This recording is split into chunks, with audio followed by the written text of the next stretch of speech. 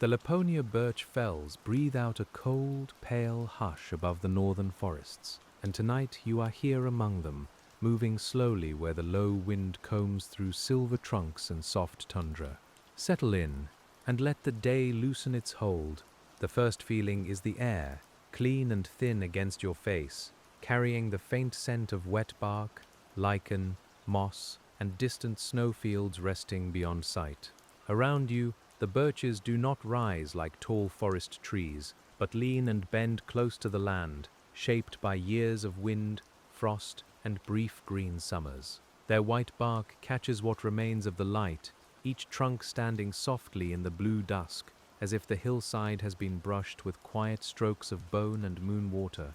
We begin gently on the edge of the Laponia Birch fells, where the forest has already started to open and the mountains are not yet bare. This is a threshold place, neither deep woodland nor high stone, but something tender between them. You can feel that in the ground beneath you. It is springy with moss and low shrubs, cool in its hidden pockets, and damp where last night's mist has settled among the roots. The birches here grow slowly, and their patience gives the whole landscape its rhythm. They twist instead of towering. They bow instead of resisting. Some trunks divide low to the ground, sending several pale arms outward, while others stand alone with small leaves trembling in the soft air.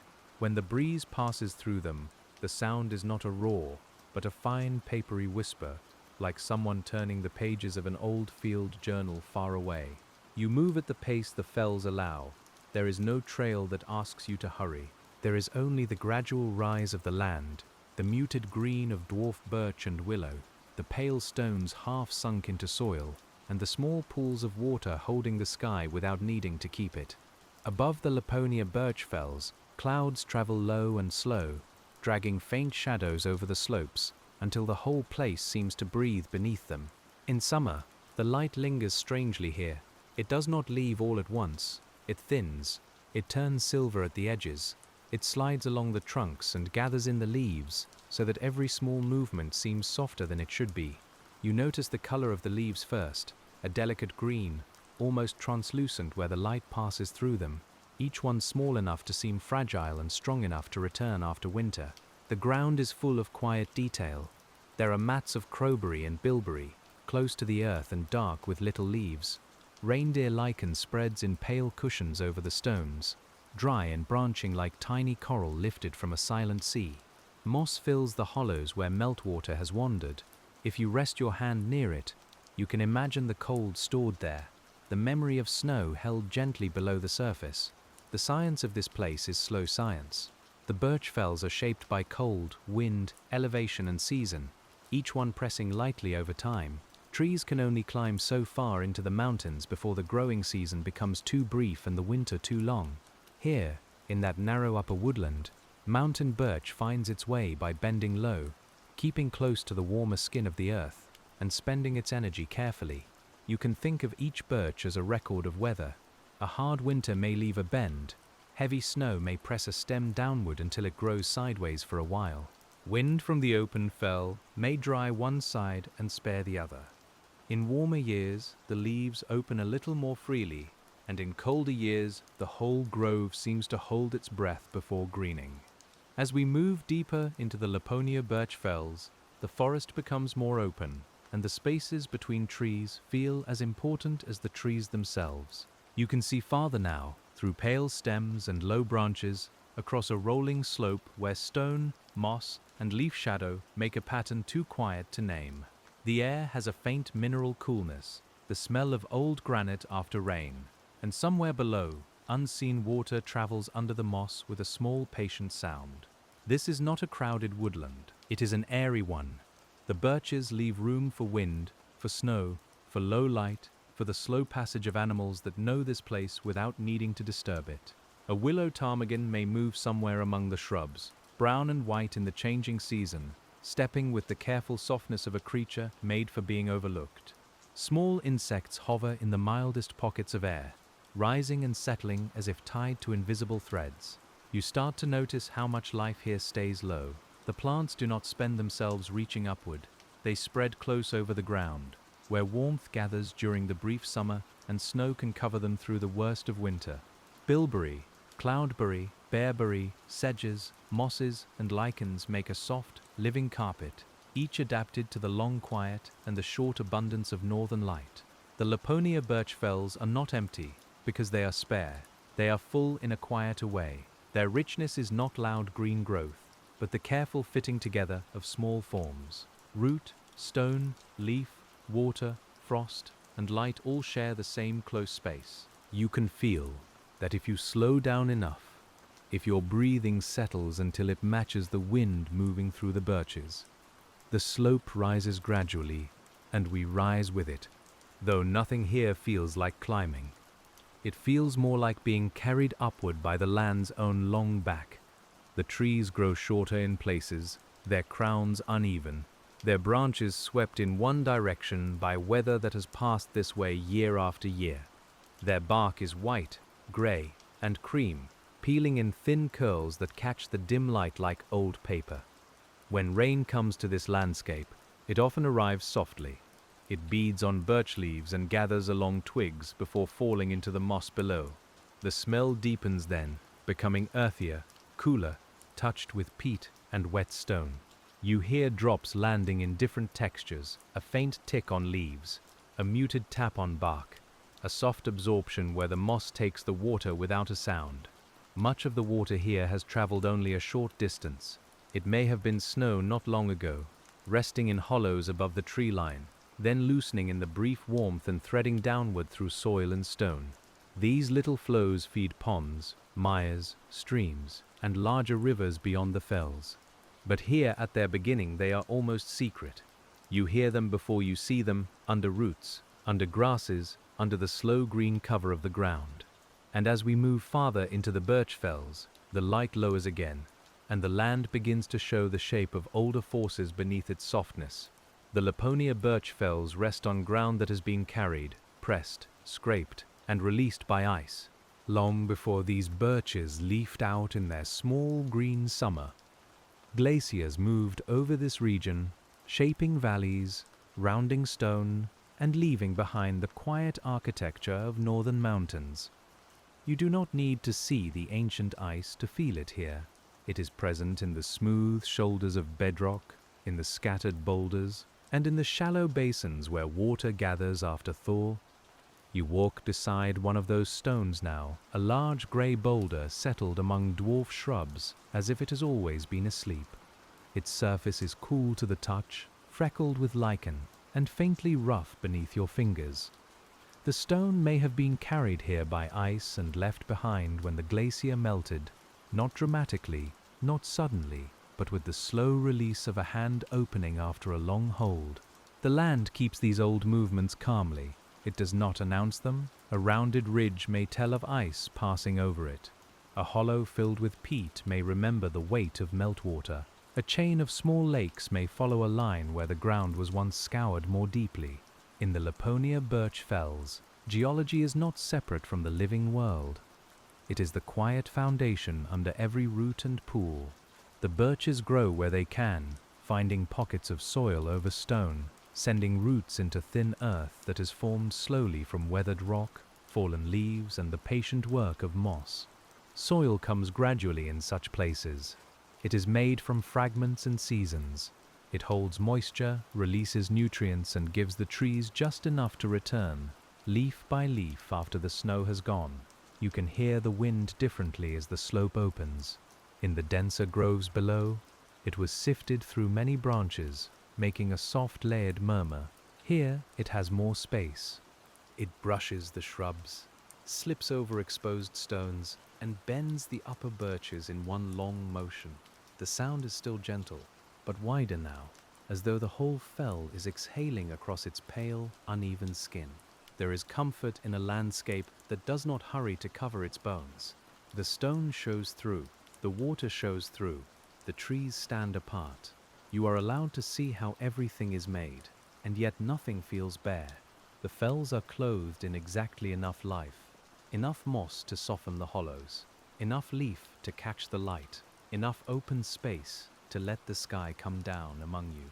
As we continue through the Laponia birch fells, the birches thin and gather again. like quiet thoughts returning and drifting apart. In one shallow hollow, the air grows cooler. Cold often settles into low places, even in the gentler months, and the plants here seem to know it. The moss is thicker, the ground wetter, and the birch trunks lean around the hollow's edge as if listening inward. You may notice the smell of standing water, faint and clean, mixed with peat and the green breath of sedges. A small pool lies there, dark even under the pale sky. Its surface holds the reflection of birch branches, but the reflection shifts with every movement of air. Around the edges, moss forms soft shelves, and tiny plants root in the wet margin. There may be insect larvae below the surface, feeding and growing in the short northern season, while above them a fly or gnat touches the water and lifts again. These small wetlands matter. They hold water from snowmelt and rain, slowing its passage downslope. They keep the ground cool. They give life a place to gather in a landscape where warmth comes briefly and must be used well. In the Laponia Birch fells, a pool no wider than a room can become a small world, quiet enough to miss, complete enough to sustain itself. You pause beside it, and the whole place seems to narrow to simple sensations. Cool air at your cheeks, dampness rising from moss, the small smell of peat, a pale birch leaf turning on its stem, water moving only when the wind asks it to.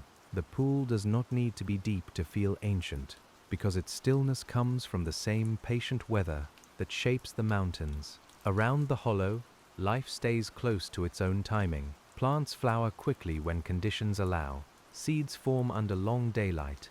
Insects take advantage of warmth when it arrives. And birds that nest in northern landscapes follow the brief abundance with quiet precision. Nothing wastes much effort here. The whole ecosystem seems to understand the value of gentleness, of doing only what the season permits. You may hear a bird call, far off and softened by distance. It does not break the hush, it belongs to it. Sound travels strangely in these open northern places, sometimes clear across a slope, sometimes swallowed by moss and wind. When it fades, the silence that returns is not empty. It is layered with water, leaves, breath, and the almost inaudible settling of the land. And beyond the wet hollow, the fell rises again, drawing us toward the higher edge where birch gives way to open tundra. Here, the Laponia Birch fells become a softer border. The trees no longer form even a loose woodland. They appear as individuals and small clusters, each one shaped by exposure, each one holding its place against weather without seeming to struggle. Their leaves are smaller, their branches closer, their trunks more twisted.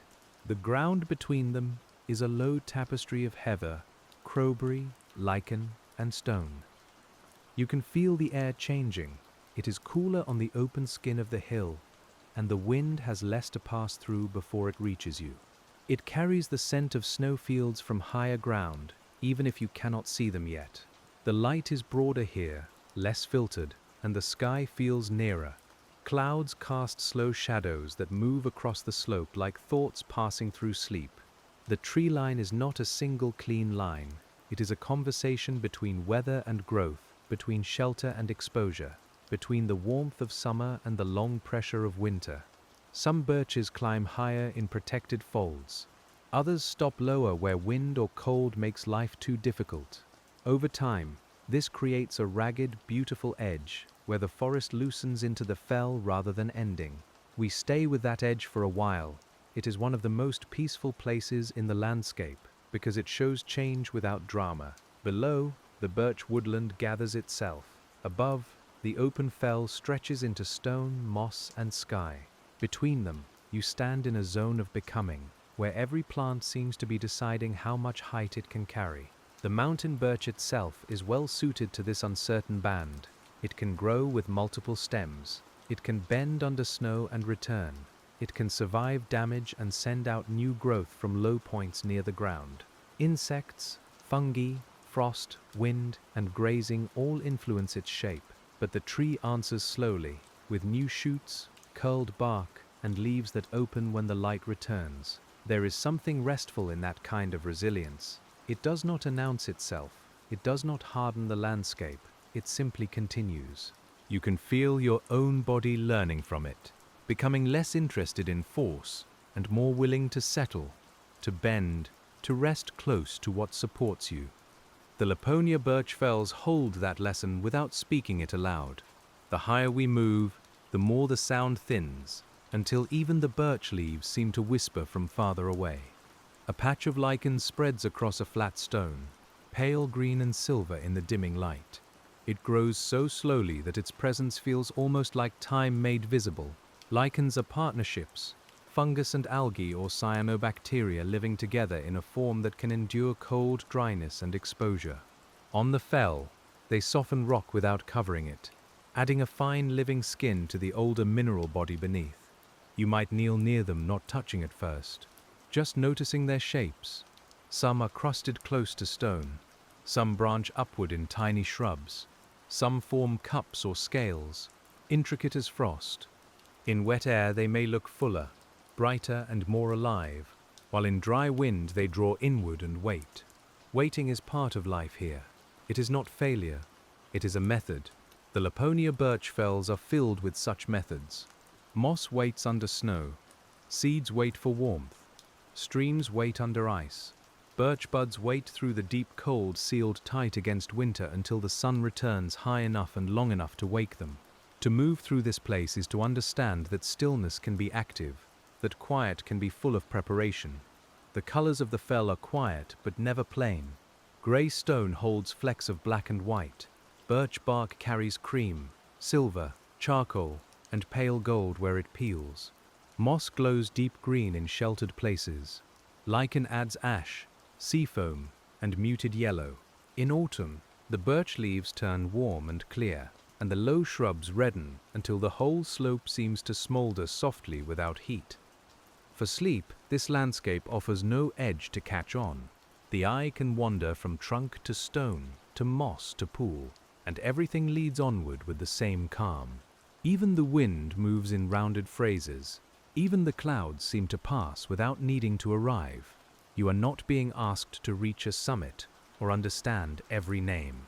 You are simply here, and here is enough. And as the open fell widens around us, the last birches stand behind and beside us, small pale markers in the long northern dusk. Now the Laponia birch fells stretch outward in a hush of low growth and stone, while the grove below becomes a softer texture in memory. The birches are still part of the place, their roots holding soil, their leaves feeding it, their shelter shaping where other lives can begin. But up here, the land speaks more openly of wind. It has fewer vertical lines. It has more sky. You feel the ground change underfoot. Moss gives way to firmer patches of gravel and bedrock, then returns in damp seams where water collects. The path, if there is one, is only a faint suggestion between shrubs. Your steps are slow because the land is uneven, and because slowness feels natural here.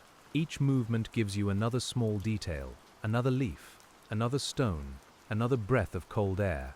The quiet ecosystem continues beyond the birch edge. Low plants flower close to the ground, where insects can find them in the brief warmth. Spiders move between stems. Small birds search carefully among the shrubs. In sheltered cracks, mosses keep a green softness alive against the stone. The whole fell is a patient arrangement of small shelters, each one holding a little more life than the open air around it might suggest. There is no need to make the place larger than it is. It already feels vast because it is so clear. Nothing crowds your attention. The low horizon, the open sky, the pale trunks behind you, and the cool breathing of the wind all make room inside the mind. You may feel thoughts loosen and drift apart, the way mist separates among birches when morning comes. The science of the upper fell is also the science of limits. Temperature, snow cover, soil depth, moisture and wind decide what can grow and where. A few degrees of warmth, a longer snow season, or a sheltered slope can shift the pattern of life. In this way, the Laponia birch fells are sensitive, not fragile in a simple way, but finely tuned to the balance of northern climate. You do not need to hold all that knowledge tightly. Let it move underneath the description, like water under moss.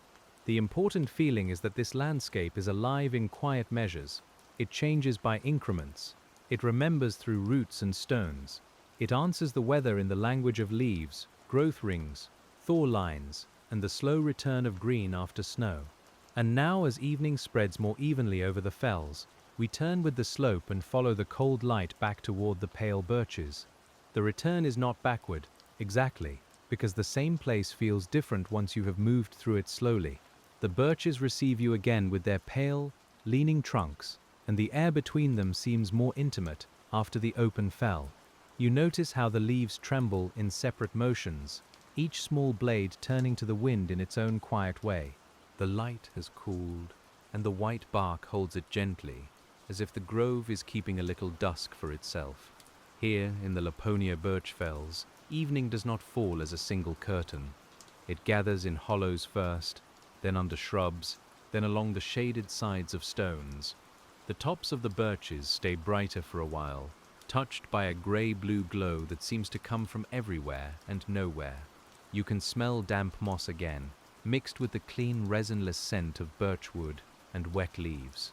We move slowly through that dimming, and nothing asks us to hurry. A faint path appears where the ground has been crossed again and again by hooves, paws, water, and weather.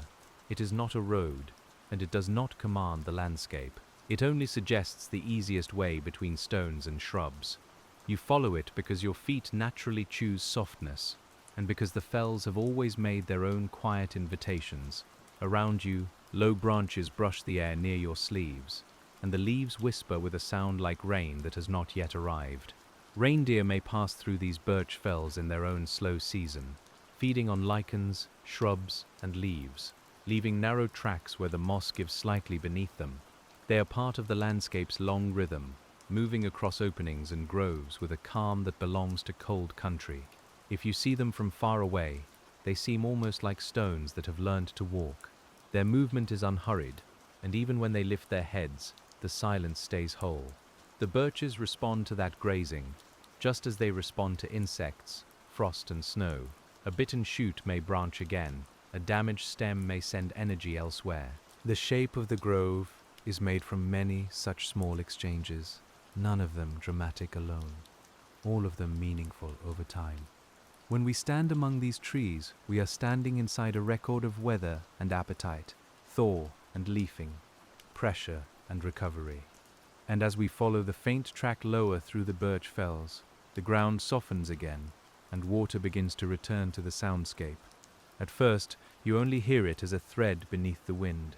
Then, it separates into a clearer murmur, a shallow stream moving over stones somewhere ahead.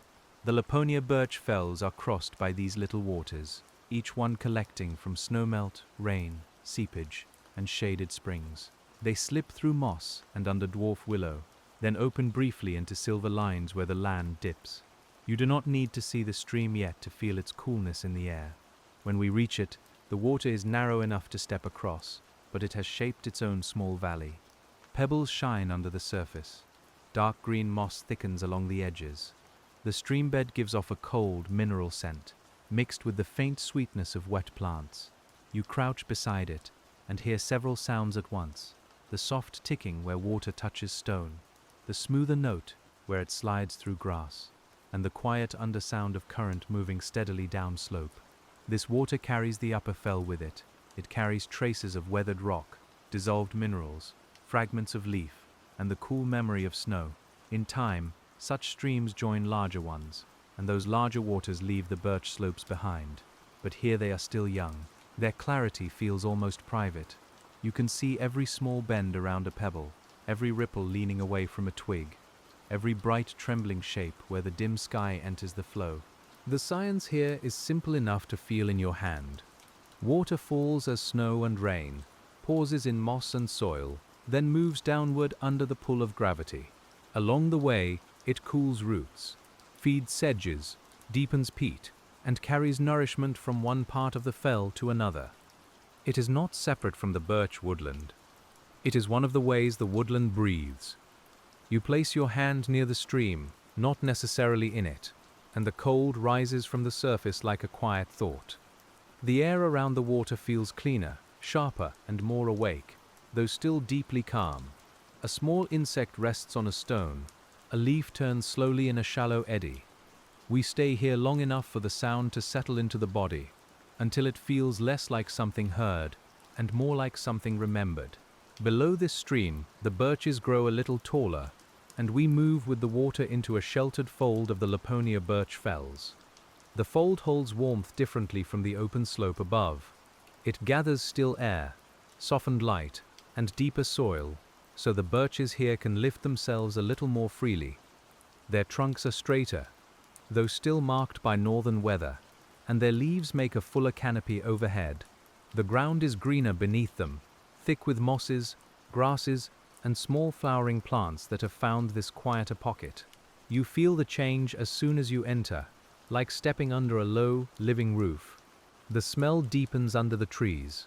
Wet bark, crushed leaves, dark soil, and mushroom breath mingle in the cool shade. Even without seeing fungi clearly, you can sense their hidden work below the surface, in the patient turning of fallen leaves back into soil. The birch forest does not waste what it sheds. Leaves fall, soften, darken, and disappear into the ground that will feed the next season's leaves. In the Laponia Birch fells, decay is not an ending with sharp edges. It is a slow return. A fallen branch grows pale with fungus, then darker with moisture, then softer as insects and microbes move through it. Moss may cover it, roots may enter it. Over years it becomes less branch and more earth, still holding the memory of its old shape while giving itself to new growth. You can rest your gaze on the forest floor and find more motion than the silence first suggests. A beetle moves beneath a leaf edge, a small spider waits between stems. Tiny flies gather where moisture rises from the moss. These lives do not disturb the calm. The hush of the birch fells is not the absence of activity, but activity spread thin and gentle enough to become a kind of peace. Above us, leaves shift with a faint silvery sound. The breeze has slowed inside the fold, and the canopy breaks it into soft layers. Light touches the bark in narrow bands, then slips away as branches move. You may feel your breathing become quieter here, matching the sheltered grove. The landscape seems to lower its voice, and we lower ours with it.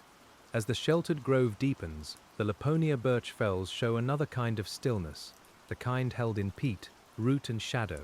The ground underfoot becomes uneven in a softer way. There are hummocks of moss and low shrubs, small raised cushions separated by wetter channels. Each step finds a different texture: spring, dampness, firmness, give. In places, water glints under leaves, almost hidden. In others, the moss is thick enough to hold the shape of your foot for a breath before rising again. The air smells of peat now, cool and dark, with a faint sourness that feels clean rather than unpleasant. Peat forms where plant material builds up faster than it fully decays. Cold, wet conditions slow the work of decomposition, allowing layers of moss, sedge, leaves and roots to gather over long periods. In the birch fells, small peat pockets can appear wherever water lingers and the ground stays cool. They are quiet archives, holding seasons in compressed, softened layers. You walk beside them carefully, feeling how the land stores time under your feet. The birches around these wet places often lean away from the softest ground. Their roots search for steadier soil, spreading shallowly where oxygen and nutrients are available. A tree in wet, cold ground grows differently from one on a dry, sheltered rise. Its form may be lower, more twisted, more open to the sky.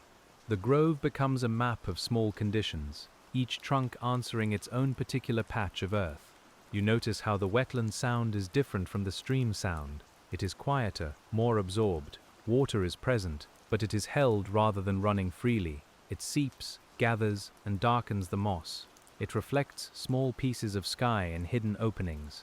When the wind moves, the surface of these little pools trembles, then calms again. The Laponia birch fells seem to be breathing through their wet places. A few cotton grass heads may stand nearby, pale and soft against the dim green. They hold the last light, like small tufts of cloud caught low to the earth. Around them, sedges and mosses keep their own subtle geometry, bending over water, rising from hummocks, weaving the wetland together.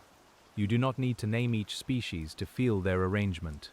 Their quiet forms make a texture the mind can rest inside. And as we leave the peat-soft hollow, The slope tilts toward a broader view, and the birches open to the horizon again. From here, the Laponia birch fells extend in muted layers, pale groves and open patches folding into one another beneath a wide northern sky. The distant slopes look blue-gray in the evening, and the nearest birch trunks appear almost luminous against the darker shrubs. You stand with the wind at your side, and the whole landscape seems to spread without effort. Nothing rises sharply, nothing demands attention. It is a place of gradual lines and patient transitions. The geology beneath these forms is old, but the surface remains alive with change. Frost enters cracks in stone, water expands, and tiny fragments loosen over time. Rain moves those fragments down slope. Roots enter and widen spaces. Moss traps dust and organic matter. A patch of soil thickens. A seed finds purchase. The fells are not frozen in their beauty. They are quietly becoming themselves, always, by processes too slow to watch and too steady to ignore. You can imagine winter here without needing to turn the mood cold. Snow settles over the birches, bending branches downward, smoothing stones, filling hollows, and covering the small plants in a protective white silence. Under that snow, the ground is insulated from the deepest cold. Mosses and buds wait. Tiny lives slow themselves almost completely. The whole landscape rests, not abandoned, but folded inward. Then summer returns with a light that seems to linger longer than ordinary light. Leaves open, streams loosen, insects rise. Birds nest, flowers appear low among the shrubs, making the most of the warmth before it passes. The Laponia birch fells do not burst into life noisily. They brighten, soften, and green, as though the land is slowly remembering a song it has known for thousands of years. We remain in that summer evening version for now. The air is cool, but not harsh. The ground is damp, but easy enough. The birches make a pale rhythm around us, and the open spaces between them let the sky breathe through. Your thoughts can move the same way, appearing and dissolving, forming and thinning, with no need to be followed all the way to their end. When the slope bends northward, the light changes again, and we follow it into a quieter stand where the trunks grow close and low. This stand feels older because it feels more enclosed, though age in the birch fells is often difficult to read from size alone. A small tree may be long-lived, held low by cold and wind. A twisted trunk may have endured many winters. Growth rings in these places are narrow, written by short summers and careful energy. You can sense that patience in the way the trees occupy the slope, not as a dense wall, but as a gathering of weather-shaped lives. Their bark is not pure white when you come close.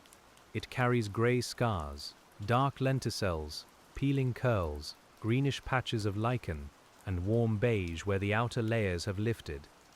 The texture invites the eye to slow down. Each trunk has marks of exposure, repair, and age, though none of it feels wounded in a dramatic way. It feels lived in, like a face at rest. The leaves overhead are small, rounded, and lightly toothed at the edges. When they move, each one catches the light for a moment, then turns away. This constant flicker makes the grove feel softly awake. You may hear the faint touch of leaf against leaf, then the quieter rub of twig against twig. Somewhere near the ground, a drop of water falls from an old branch into moss. In the Laponia birch fells, the forest canopy lets plenty of light through. That openness allows an underlayer of shrubs, grasses, herbs, and mosses to thrive beneath the trees. The grove is not divided into strict levels like a taller, warmer forest. It is more interwoven, more close to the ground. Life shares space in low bands, and your attention follows it downward, from leaf to stem to root to damp earth. There is comfort in being under trees that do not tower above you. These birches keep you company at a human scale, though the landscape itself remains vast. Their height does not overwhelm. Their forms are companionable, bent and bright, as if they have learned the shape of staying. We move among them with a quiet feeling of being accepted by the slope, not noticed too strongly, not asked to perform. And as the grove grows dimmer, the hidden lives of the birch fells seem to gather closer to the soil. Mushrooms may appear after rain, small caps lifting from moss near roots and fallen wood. Some are pale, some brown, some reddish, some so small they could be mistaken for droplets or curled leaves. Fungi form relationships with birch roots, exchanging minerals and water for sugars made by leaves. This underground partnership helps trees survive in thin, cold soils where nutrients can be scarce. Much of the forest's wisdom is below sight. You do not need to dig to feel that hidden network. It is enough to stand still and imagine the fine threads crossing through soil, connecting root, fungus, moisture, and mineral in quiet exchange. The visible grove is only the upper expression of something more intricate. Beneath your feet, the Laponia Birch fells are full of touch, contact, and slow communication. None of it loud, all of it essential. The smell after rain makes this invisible work seem closer. It rises from the ground in layers, wet leaves first, then moss, then darker soil, then the faint living scent of fungal growth. The air feels rounded by moisture. Sound softens. Even your steps become quieter as the moss takes them in. You are moving through a place where much of life happens by absorption, by patience, by the steady passing of nourishment through hidden forms. A fallen birch lies nearby, its bark still pale in strips, its wood slowly softening beneath moss and fungi. In warmer forests, decay can seem quick, but here it takes its time. Cold slows the process, short summers limit activity. The trunk may remain recognizable for years, gradually becoming habitat for insects, shelter for seedlings, and food for the unseen organisms that return wood to soil. We pause beside it, not as a memorial, but as part of the ongoing scene. The fallen tree is not separate from the living grove. It is one of the ways the grove continues. Its stored sunlight is being released slowly back into the land. Its shape holds moisture. Its surface gives moss a place to begin. The quiet of the Laponia Birch fells includes this kind of giving back. Below the fallen trunk, the land dips once more, and the air grows cool with the approach of another small watercourse. The stream here is almost hidden, spread thin among stones and sedges, rather than gathered in one clear channel. You hear it as a soft broken murmur, a little nearer, then farther, then nearer again as it passes under moss. Its water is clear enough to show amber tones where peat stains it lightly. The color is gentle, like weak tea held in a shallow glass, and it gives the stream a warmer darkness under the cold sky. Such stained water is common where organic matter from mosses and plants dissolves into passing flow. It does not mean the water is unclean, it means the land has touched it. The stream carries the chemistry of its small basin, the memory of leaves, roots, peat and stone. In the Laponia Birch fells, even water has a landscape inside it, a quiet signature of where it has rested and what it has passed through. You follow it for a short while, and the birches lean over it in low arches. Their roots hold the banks, while moss and sedge soften the edges. A few leaves drift on the surface and pause behind stones before moving on. The stream makes tiny adjustments around everything it meets, never forcing a straight line where a curve will do. It teaches the same lesson as the trees, the wisdom of yielding without disappearing. The sound of water changes your sense of time. Each ripple is brief, yet the flow is continuous. You hear the small present moment and the longer movement together. This is one reason streams are so soothing in sleep landscapes. They offer enough detail to hold the mind gently, and enough repetition to let it loosen. We listen without trying to separate every note. The air beside the stream is slightly colder. Your skin notices before your thoughts do. The dampness gathers along your hands and cheeks. Moss glows deeper green at the water's edge, and stones shine as if they have been polished by darkness. When the wind passes overhead, the stream keeps its own small voice beneath it, steady and low. As we move away from the water, the Laponia Birch fells lift us toward a slope, where the ground is drier and the scent of lichen returns. The drier slope feels more open underfoot.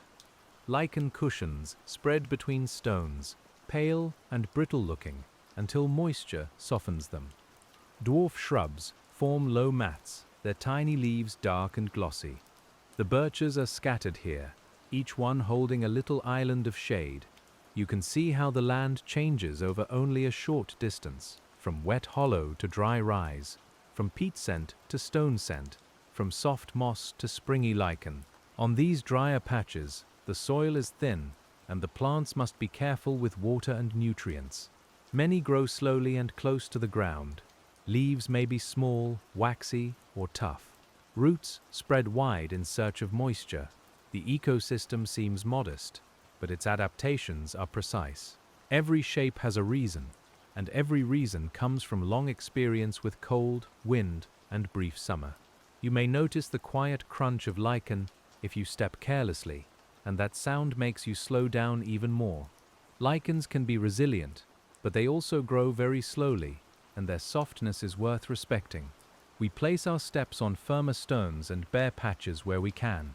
The fells reward that care with more detail, because careful movement leaves the senses open. The light over the dry rise is paler now. It has a faint pearly quality, not bright, but persistent. In northern summer, night can feel like a dimmer version of evening, a long pause rather than a full dark. The birch leaves continue to show themselves in that low light, each one holding a cool green edge. The stones lose their color first, then the shrubs, while the trunks remain visible longest. There is a tenderness in seeing trees at the edge of what trees can do. In the Laponia Birch fells, the birches are not grand because they are tall. They are grand because they continue in small forms, because they make woodland out of exposure, because they turn hard weather into grace. You can carry that feeling quietly, without needing to make it into a thought. And as the slope levels out, the birches gather in a loose crescent, sheltering a meadow of low northern plants. The meadow is not wide, but it feels open after the trees. Grasses and sedges move in faint waves, and small flowers grow close to the ground where the wind passes over them. Some blossoms are white, some yellow, some soft purple, all of them modest in size and clear in color. The air above the meadow holds a light sweetness, barely there, mixed with the cooler scent of leaves and damp soil. Pollinating insects move here in the milder hours, following warmth and bloom across the fell. Their sound is soft, a thin hovering note that appears near your ear and then drifts away. In a short northern summer, these relationships matter intensely. Flowers open when they can. Insects feed and carry pollen. Seeds form while the light still lingers. The meadow is quiet, but it is also finely timed. You stand at its edge and let your gaze move slowly across it. Nothing in the meadow is symmetrical, yet the whole place feels balanced. The birches form a pale curve behind it. Stones rest at irregular intervals. The grasses lean according to the wind. A wet patch darkens one side, while a drier rise lifts the other. The Laponia Birch fells are full of these small self-made compositions. The soil under the meadow may be deeper than on the stony slope, enriched by leaves, roots, and moisture held in a slight hollow. This allows a denser growth of herbs and grasses. In turn, that vegetation holds more snow in winter, traps more organic matter, and supports more small life. The landscape builds its own pockets of abundance, not lavishly, but with patient accumulation. You can feel how sleep might come in a place like this. The meadow offers just enough movement in the grasses, just enough scent in the air, just enough detail in the flowers and stones. The mind does not need to leap. It can wander, settle, lift, and settle again. We remain with the meadow until its colors soften, until the small blossoms become pale points in the blue-gray light. Beyond the meadow, the Laponia Birch fells fold into shadow, and we follow the gentlest line between the trees. The shadow here is not heavy, it is transparent, full of stems and leaves, full of cool air moving slowly. The birch trunks appear in layers, near ones clear and far ones ghosted by dusk. You can still see the ground well enough, the moss, the stones, the darker patches of crowberry and bilberry. Each step has a muted sound, a soft press, a quiet release. The whole grove seems to listen without expectation. Bilberry shrubs grow low beneath the birches, their leaves small and delicate, their berries dark when the season is right. They thrive in acidic soils and cool northern woodlands, forming part of the underlayer that gives the birch fells their softness. Crowberry can share these spaces too, with darker, evergreen leaves and small black fruit.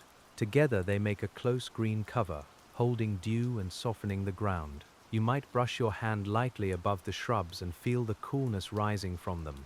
Leaves near the ground keep moisture longer than leaves in the open wind. The scent is subtle, green and earthy, with a faint sweetness where berries ripen.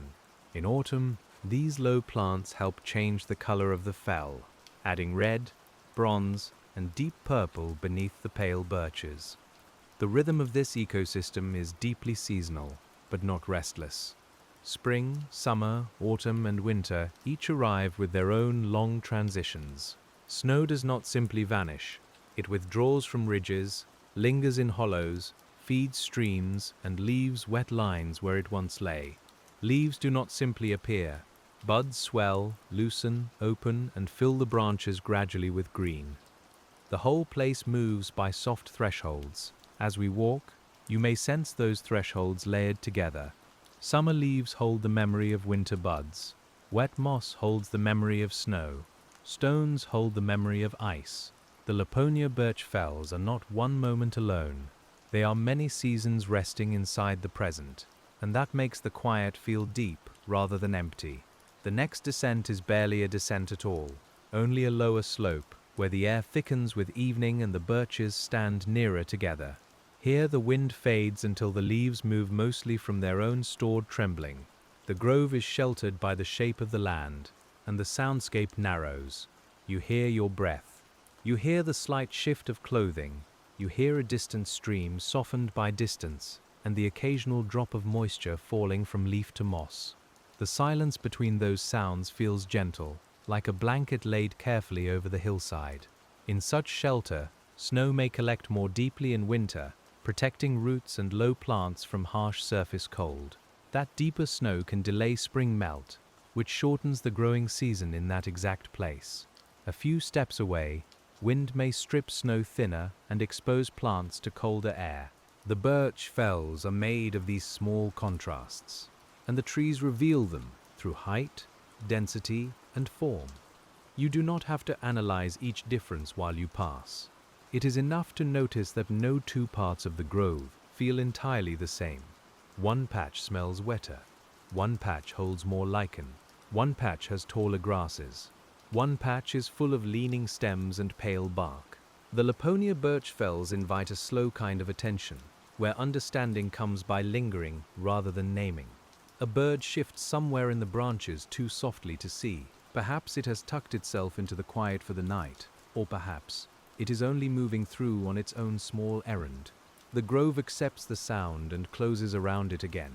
Nothing startles. Nothing breaks. The whole place seems to have a way of receiving movement without losing stillness. Your own body can do the same. Thoughts may pass through, but they do not need to disturb you. A memory may rise, brighten, and drift away. A worry may appear as a shape at the edge of attention, then soften in the blue light between birches. We keep moving slowly, and the fells keep offering one simple surface after another for the mind to rest upon. Below the sheltered grove, the land opens toward a chain of shallow wet places, and the smell of peat returns with the cooling air. These wet places lie like dark mirrors among the birches, some no larger than a small room, others stretched into narrow pools between mossy hummocks. Their surfaces are still until the wind reaches them. Then they tremble lightly and settle again. The reflections are dim now, showing pale trunks, grey sky, and the occasional moving leaf. Around their edges, sedges bend over the water, and moss grows thick enough to blur the boundary between land and pool. The Laponia Birch fells hold water in many such quiet ways. They do not send everything away at once. Moss absorbs. Peat stores, hollows collect, streams release. This slow handling of water shapes the plants, cools the soil, and supports insects, birds, and small creatures through the brief warm season. It also gives the landscape its softness, the feeling that the ground is never entirely separate from water. You stop beside one pool and notice how dark it seems compared with the sky. The darkness is not depth alone. It comes from reflection, peat stain, shadow, and the angle of evening light. If you look closely, the surface is full of subtle color: brown, gray, blue, green, and silver. A tiny insect touches down, making rings that widen and fade before reaching the mossy edge. Wetlands often teach a slower kind of seeing. At first, they appear simple, just water and grass. Then the eye adjusts. You begin to notice different moss textures, floating leaves, water beads on sedge blades, tiny channels between hummocks, and the way each pool has its own shape. We let that seeing become restful. Detail does not have to wake the mind if it arrives softly enough. The air over the pools is colder than the air on the dry slope. You feel it at your wrists and along your face. Moisture gathers in the hollow and keeps the scent close to the ground. Peat, moss, birch leaf, and still water blend into a fragrance that belongs completely to northern dusk. It is earthy but clean, dark but not heavy. And as we pass the last pool, the birches thin again, giving us a long view across the rolling quiet of Laponia. The word fell itself suggests upland, open ground, slopes shaped more by cold and wind than by deep forest shade. In the Laponia Birch fells, that openness is softened by mountain birch, so the landscape never feels empty in a bare way. It is open enough for distance and sheltered enough for intimacy. You can look far across the slopes, then lower your eyes and find a tiny world of moss underfoot. The distant land appears as bands of muted tone. A darker line may mark denser birch. A pale strip may be exposed stone or lichen. A silver thread may be water catching what remains of the light. The forms are broad, but their edges are gentle. Nothing in the view insists on itself. It all rests together, slope behind slope, until the farthest line fades into the low sky. Such landscapes can be calming because they give scale without pressure. You feel small, but not diminished. You feel held inside something old, but not trapped by it. The fells have room for your attention to widen and room for it to narrow again. We can look across miles of quiet land, then return to one leaf trembling beside us, and both scales feel equally welcome. The climate that shapes this region is northern, seasonal, and exacting, but the mood tonight remains soft. Cold has made the birches flexible, wind has made them low, snow has shaped their stems and protected their roots. Short summers have taught every plant to be efficient with warmth. The result is not a harsh-looking place, but a patient one, where beauty appears in restraint. You may feel, as we stand there, that restraint can be restful. There is no excess in the Laponia Birch fells. The colors are muted, the forms are spare, the movements are small, yet nothing essential is missing. The landscape has what it needs, and that is why it feels peaceful to be near it. When we turn from the wide view, a cooler breeze moves uphill, and the leaves answer in one long, low whisper. The whisper travels through the birches in waves, not all at once, but from one cluster to another. First, the leaves near the open slope stir. Then the sound reaches the sheltered trees. Then it fades into the grove behind us. You can hear the shape of the wind by listening to the trees receive it. It has no visible body, yet it draws itself across the landscape in sound. Mountain birch leaves are small enough to respond to light air, and their movement gives the grove a delicate voice. In stronger weather, the trees bend and creak softly, but tonight, the motion is finer, almost like breathing. The sound rests near the edge of hearing. It is ideal for sleep because it changes without becoming urgent, repeating without becoming mechanical, surrounding you without pressing close. The Laponia Birch fells are full of these low sounds. Water under moss, leaves in wind, insects above wet ground, distant birds, the soft giving of peat beneath a careful step. None of them dominates. Together they form a calm, natural room around you, though there are no walls except slope, sky, tree, and dusk. You continue along the edge of a grove where the trunks lean in different directions. Their varied angles make the place feel gently animated, as if the whole stand has paused in the middle of a slow dance. Some stems curve from the base, Some fork into several arms. Some stand pale and straight for a few feet before bending away. Weather has written in all of them, and every line is quiet. We can read those lines without turning them into struggle. A bent tree is not a tragic tree. It is a tree shaped by where it lives. It has taken the snow, the wind, the cold, and the brief abundance of summer, and made a form that belongs here. There is deep ease in that belonging, and you can feel it as the grove closes softly around us again. And lower on the slope, where the birches are taller, the evening begins to gather a deeper blue between the trunks. The blue arrives slowly, filling the spaces before it darkens the forms. First it settles in the distant openings, then beneath branches, then in the hollows of the bark. The white trunks remain visible, but their edges soften. Leaves become small moving shadows. Stones lose their individual colors and become part of the ground's larger quiet. You are still here, still guided, still moving gently through the Laponia Birch fells. At this hour, scent can seem stronger than sight. Damp moss rises first, then birch leaves, then the cool mineral smell of stones that have held the day's moisture. If there is a patch of wet soil nearby, it adds a deeper note. The air feels clean in the lungs, cool enough to notice, soft enough to welcome. You breathe it in without effort. The plants continue their slow work even as light fades. Leaves hold sugars made during the long day. Roots exchange with fungi. Water seeps downward. Insects settle or stir according to their own rhythms.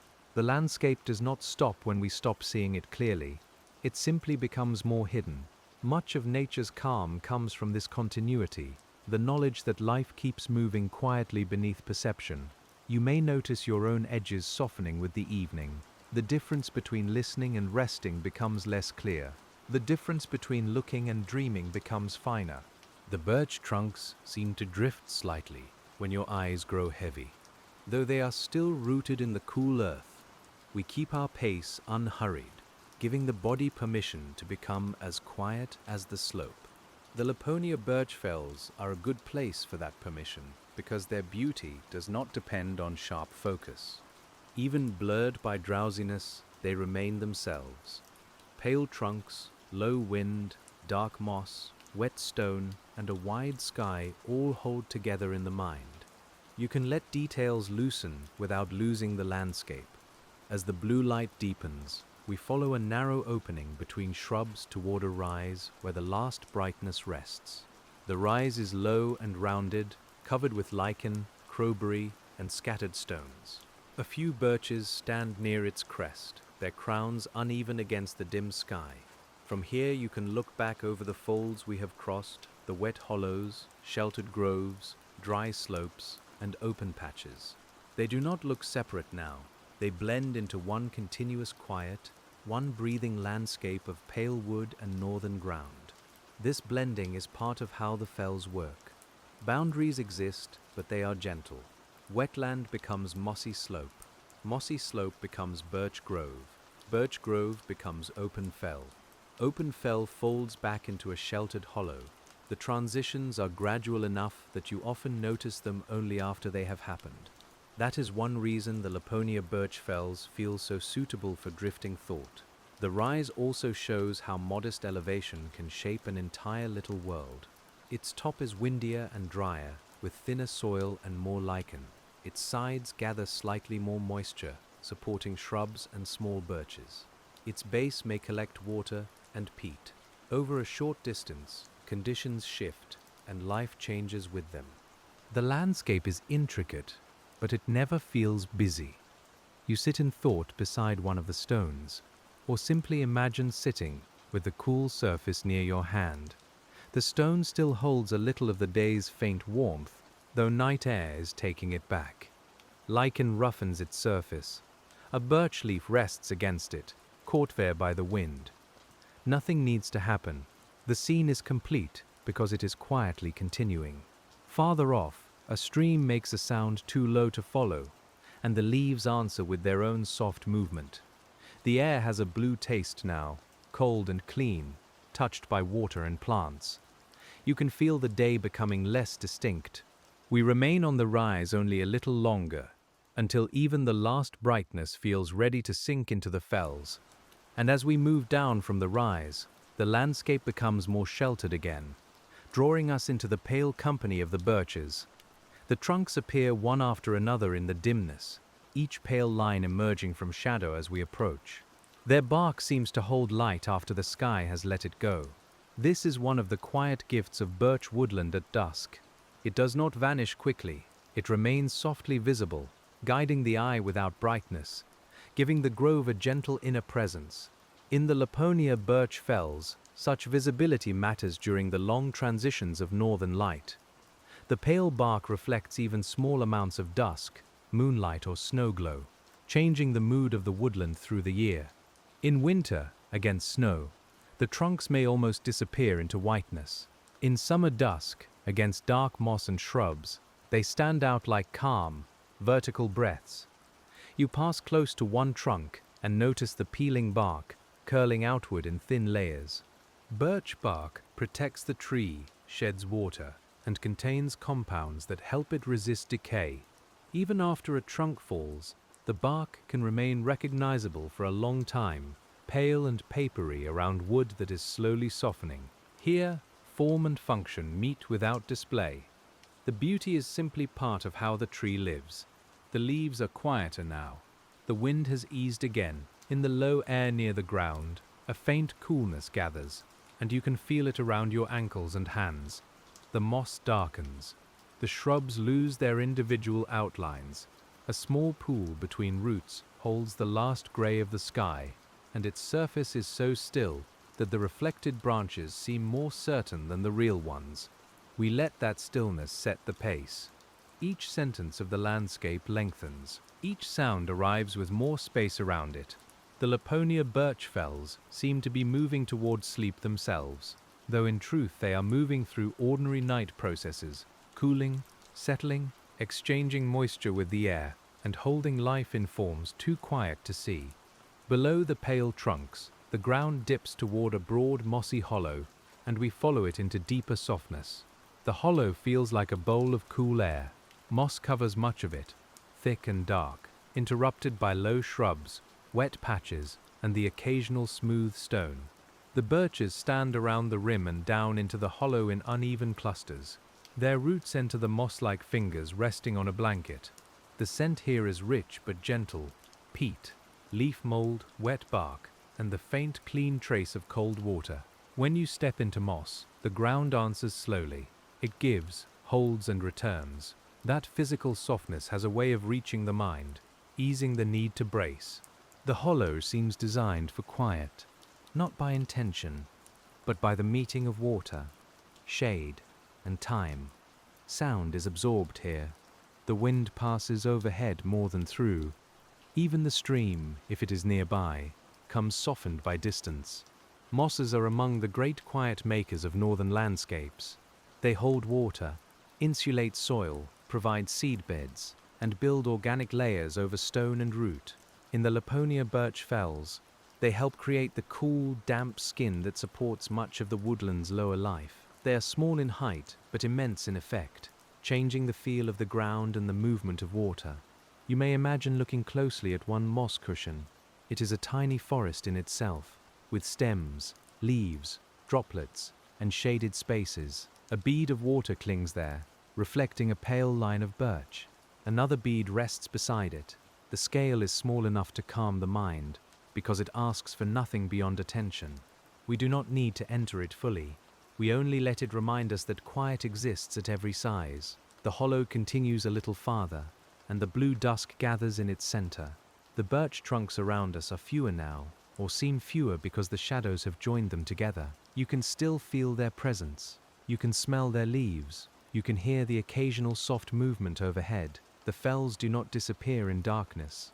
They become more inward, and from this inward hollow, we drift toward the sound of leaves moving above a narrow band of open ground. The open band may have been shaped by wetter soil, thinner cover, or the natural spacing of the grove. It runs between clusters of birch, like a quiet passage. Low plants fill it, and the ground is easier to see in the dim light. You follow it because it feels natural. A soft corridor through pale trunks and shadowed shrubs. The air moves along it gently, carrying the smell of damp earth from below. Openings like this are important in the birch fells. They let light reach the ground, allow flowering plants to grow, and create variation in temperature and moisture. Insects use them. Birds cross them. Snow settles differently in them. A landscape with openings and groves together can support more kinds of life than a uniform cover.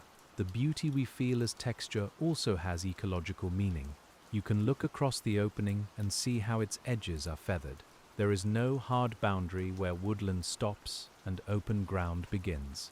Shrubs thin, birch stems become fewer, moss changes to grass and back again. This feathered quality makes the Laponia Birch fells feel especially gentle, because transition is everywhere. The land rarely says yes or no. It says almost, slowly, a little farther. The evening air moves through the passage and touches your face. It is cool enough to make you aware of your skin, but not enough to disturb the calm. A faint dampness rests in it. The smell of birch leaves has become more subdued, while the scent of moss and wet soil has grown stronger. Dusk often shifts the balance of the senses this way, lowering the eye and lifting scent and sound. We continue through the open band until the birches gather again ahead, their pale trunks close together in a loose, quiet stand. The stand seems to wait without waiting. It is only growing, only resting in the form the place has given it. You can feel yourself becoming quieter as you approach, as if the grove's softness has begun to enter your breathing. Below the opening, the ground grows uneven, with stones left by older ice, and we step carefully among them. These stones are rounded, lichen-touched, and partly sunk into the soil. Some are small enough to disappear under moss. Others rise above the shrubs like low grey backs. They give the grove a sense of age that is felt more than seen. You move between them slowly, noticing how roots curve around their edges and moss fills the spaces where soil has gathered. The Laponia Birch fells hold stone and softness together without conflict. Glacial history often reveals itself in scattered details rather than grand signs. A boulder in an unexpected place, a smoothed surface of bedrock, a basin that holds water, a valley with a broad carved shape.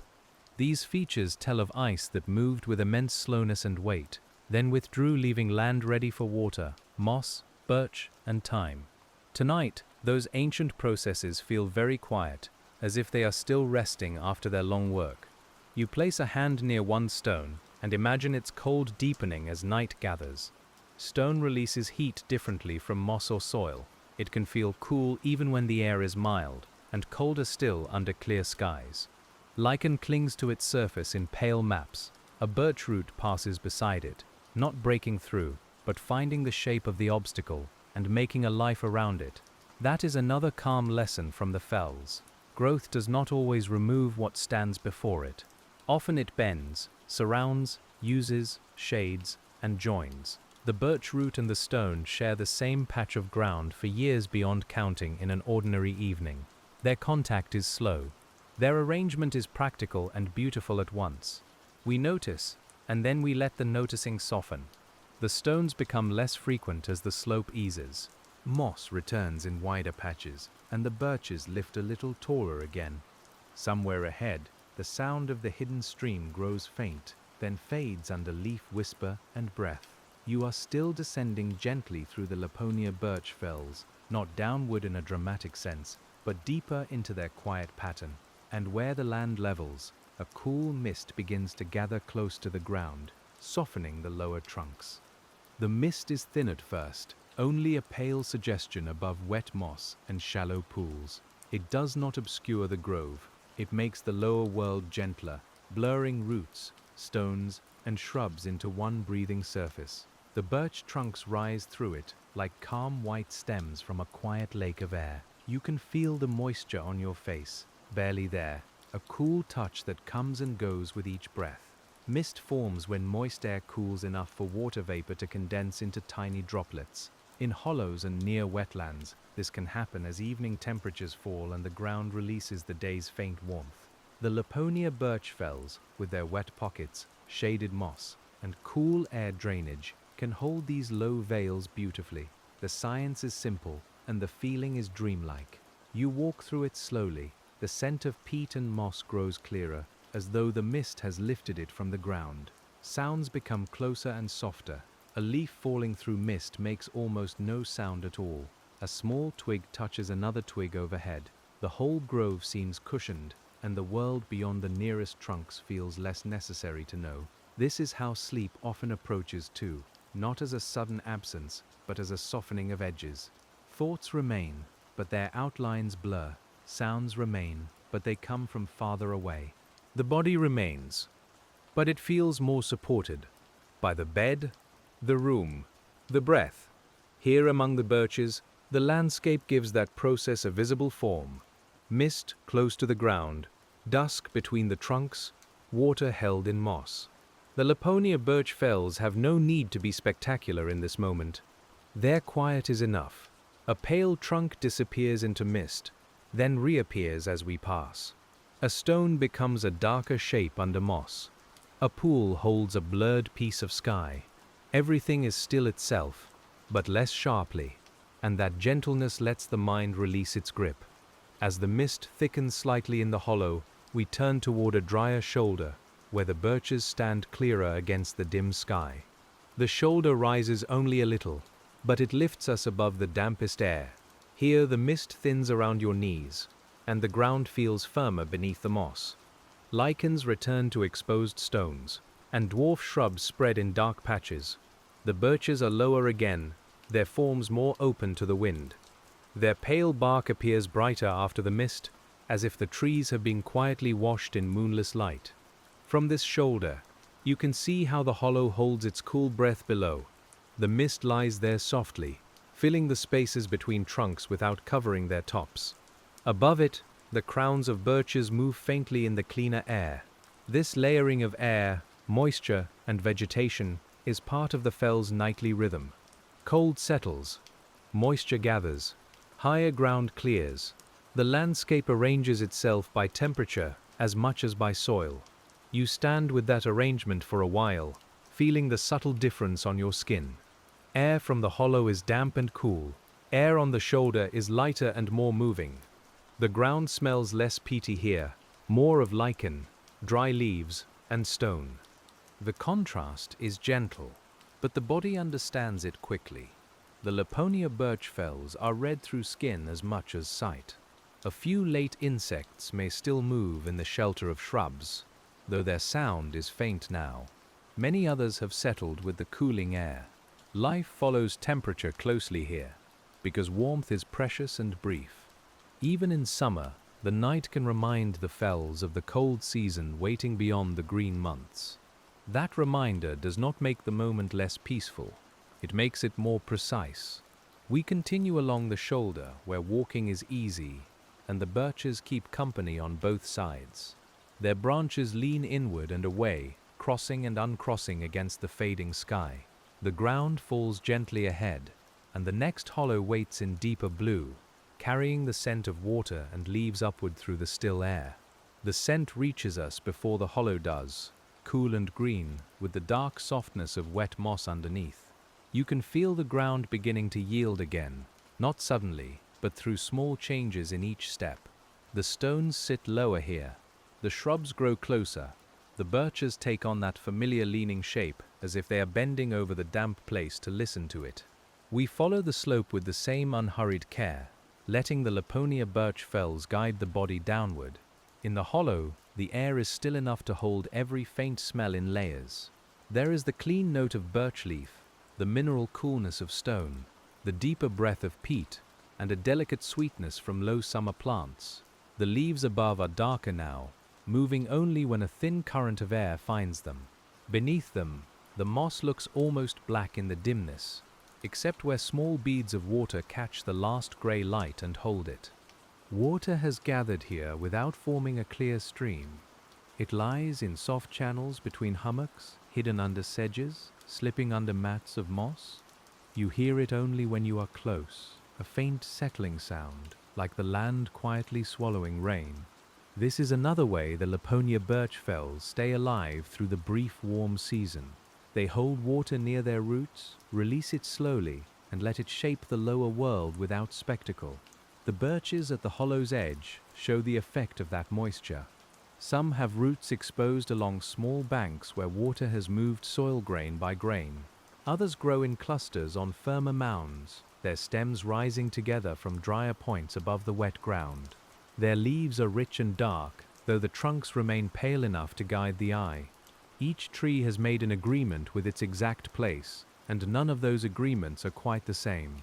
You may notice how quiet the hollow feels compared with the open shoulder above. The wind passes overhead, but down here it only arrives as a slow brushing through leaves. Sound seems to settle into the moss. Your own breath becomes part of the place, a warm rhythm in cool air. We stay low in the hollow for a while, because this is where the fells feel most inward, most secretive, and most kind to drowsiness. And from this damp inwardness, we move toward the place where the hollow opens into a long, shallow basin of birch and grass. The basin is wide enough that the grove loses its sense of enclosure. Birches stand in loose groups across it, with open stretches of grass and low shrubs between them.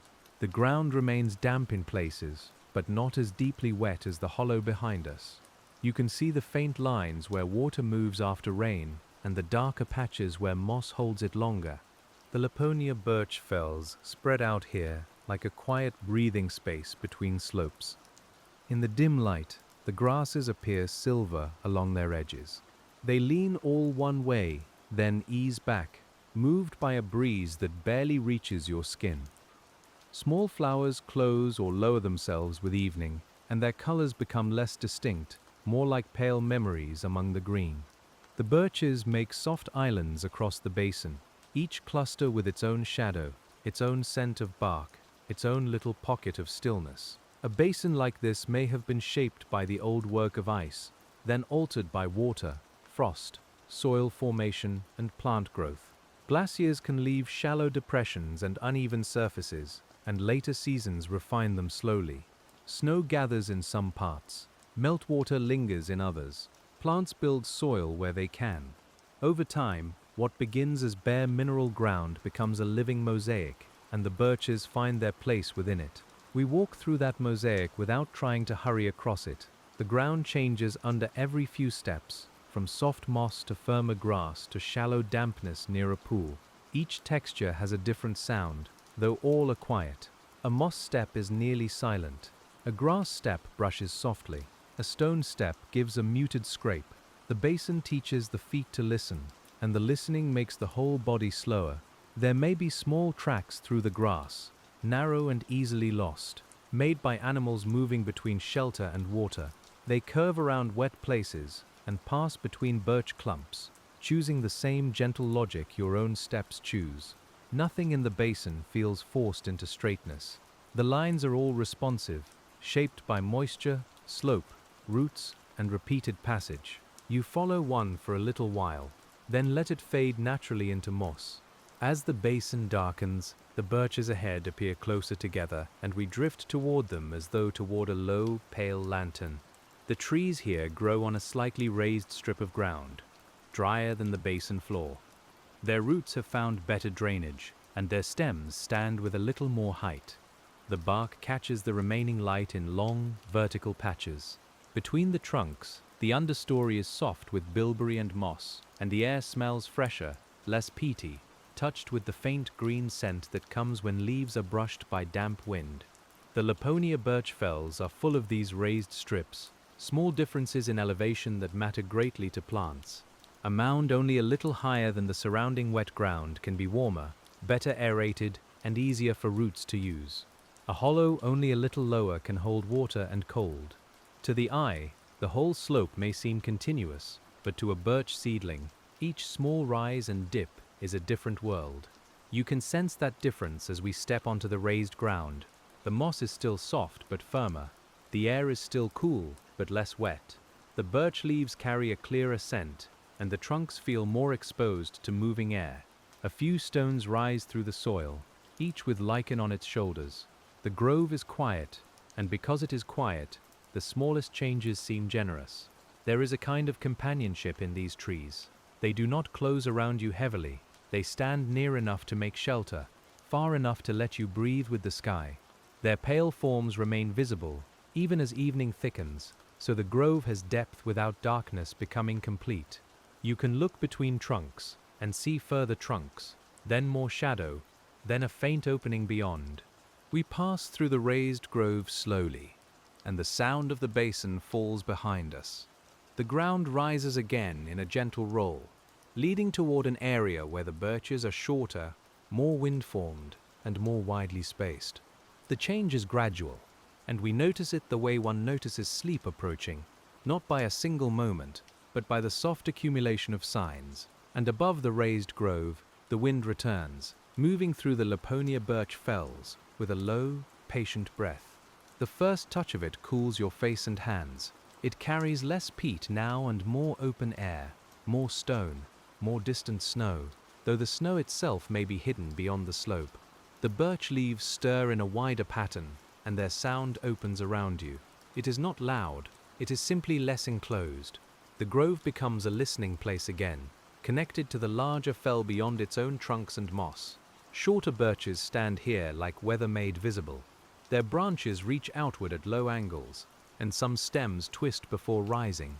Snow pressure, wind exposure, frost, and browsing can all shape these forms. But the result is not a record of hardship in any harsh sense. It is a record of adjustment. The trees have grown in conversation with the place, answering each winter and summer with small changes of wood.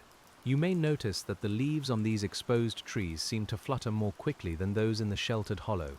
The air has more room to move. Light also reaches the ground more freely, allowing lichen and low shrubs to form broad patches between the trunks. The colors are muted now, but the textures remain clear. Pale lichen, dark crowberry, soft moss, grey stone and white bark lie together in a calm northern pattern. The Laponia birch fells can feel almost oceanic in places like this. Not because of water, but because the land rolls in long, quiet swells. The wind travels over the slopes the way a current might pass over a submerged plain. The birches bend like rooted kelp, their leaves flickering in the flow of air. You are not descending through water tonight, but the sensation is still one of drifting, of being carried by a patient, larger rhythm. The science of wind is simple in the body. You feel it first as touch, then you hear its effect on leaves, then you see the shrubs lean and recover. Over years, wind influences snow depth, evaporation, plant height, and the shape of woodland edges. It is one of the invisible sculptors of the fells, working without haste, making patterns that only become obvious when you stand still and notice. As we stand in the open wind-shaped grove, the sky lowers into a cooler blue, and the slope ahead begins to pale with lichen. The lichen slope looks soft from a distance, though up close it is a delicate, uneven carpet over thin soil and stone. Pale branching forms spread between darker shrubs, and the effect in dim light is almost luminous. You step carefully here. The ground seems to ask for light feet. Each patch of lichen has taken time to grow, and the fells feel older when you remember how slowly these small forms gather themselves. Lichens thrive where many plants would struggle, using partnerships that allow them to live on rock, bark, soil, and exposed ground. In the Laponia birch fells, they help cover the thin spaces, adding texture, capturing moisture, and becoming food for animals that move through the landscape. They are quiet survivors of cold and dryness, but their beauty lies in their intricacy, not in any story of endurance. You kneel in imagination near the pale mat and see how it branches. It resembles tiny shrubs, or frost, or coral, depending on how the mind wants to understand it. The surface is dry where the wind has touched it, yet it can soften when damp air returns. It waits without impatience. It grows without hurry.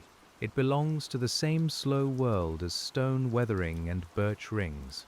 The smell of the lichen slope is faint, almost austere, with dry earth, stone dust, and a trace of leaf from the nearby trees. After the wet hollows, this dryness feels cleansing. The air moves easily over it. Sounds travel farther. A distant stream becomes a thinner thread. A bird call, if one comes, seems to cross the slope without catching on anything. We let this open texture widen the mind for a while. The Laponia Birch fells do not hold one mood only. They offer wet depth, sheltered moss, open stone, pale lichen, and wind-cleaned air. Each mood is quiet, and each quiet leads into the next. The slope ahead rises only slightly, but it feels like another threshold, because the birches beyond it stand lower still, close to the upper edge of trees. And as we cross the lichened slope, the woodland loosens once more into the high, spare calm of the fell. The tree line here is more suggestion than boundary. A few birches stand in clusters, then a few alone, then only low shrubs and open ground, then another sheltered pocket where trees return. You can feel how the landscape refuses sharp endings. It prefers fading, thinning, blending. The Laponia birch fells are made of gradual departures, and that makes them especially suited to a sleepy mind. The upper edge of birch growth depends on many things at once. Temperature matters, because trees need enough warmth during the growing season to build new tissue. Wind matters, because it can dry leaves and scour snow away. Snow matters, because it can both protect and burden the branches. Soil depth matters, and moisture, and exposure, and the history of each small slope. The line between woodland and open fell is really a band of negotiation. You stand within that band now, and it feels peaceful rather than uncertain. The birches are low enough that the sky feels immense, but present enough that you are not alone with the open ground. A branch moves near your shoulder. Lichen spreads near your feet. Moss holds in the hollows. Stones rest where old ice left them, or where frost has slowly brought them into view. The light has dimmed into something nearly nocturnal, though not completely dark. In northern summer, night can hover at the edge of day for a long time. The horizon holds a pale wash. The clouds are soft, low, and unhurried. The birch trunks no longer gleam, but they remain visible as gentle gray-white forms, each one standing in its own small pocket of air.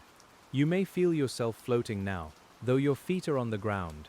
That is the effect of repetition and dimness, of similar trunks appearing and passing, of wind returning in long phrases, of the slope rising and falling without urgency. We keep moving, and the Laponia birch fells keep giving us the same calm in slightly different forms. Below the upper edge, a sheltered runnel draws us sideways, where meltwater has made a narrow green line through stone and shrubs. The runnel is small, almost hidden, but the plants reveal it. Moss grows brighter along its course. Sedges gather in the dampest parts. Dwarf willow leans toward it, and birch roots reach near it where the ground allows. The water itself appears only in flashes, a thin dark shine under leaves. You can smell it as much as see it, a cool freshness rising from below the low vegetation. These narrow, wet lines are lifelines across drier slopes. They carry meltwater after snow withdraws, channel rain after storms, and keep soil moist through parts of the brief summer. In the Laponia birch fells, such small flows help create corridors of richer growth. Plants follow water, insects follow plants. Birds and animals follow the living green that gathers along the damp thread. You walk beside the runnel, careful not to step into its softest places. The sound is intermittent, a faint trickle under moss, then silence, then a tiny note where water crosses exposed stone. It is like listening to someone breathing in sleep, not constant enough to become mechanical, but steady enough to soothe. The dimness makes each little sound feel nearer and more delicate. The birches along the wet line are slightly fuller. Their leaves seem darker, their branches more layered.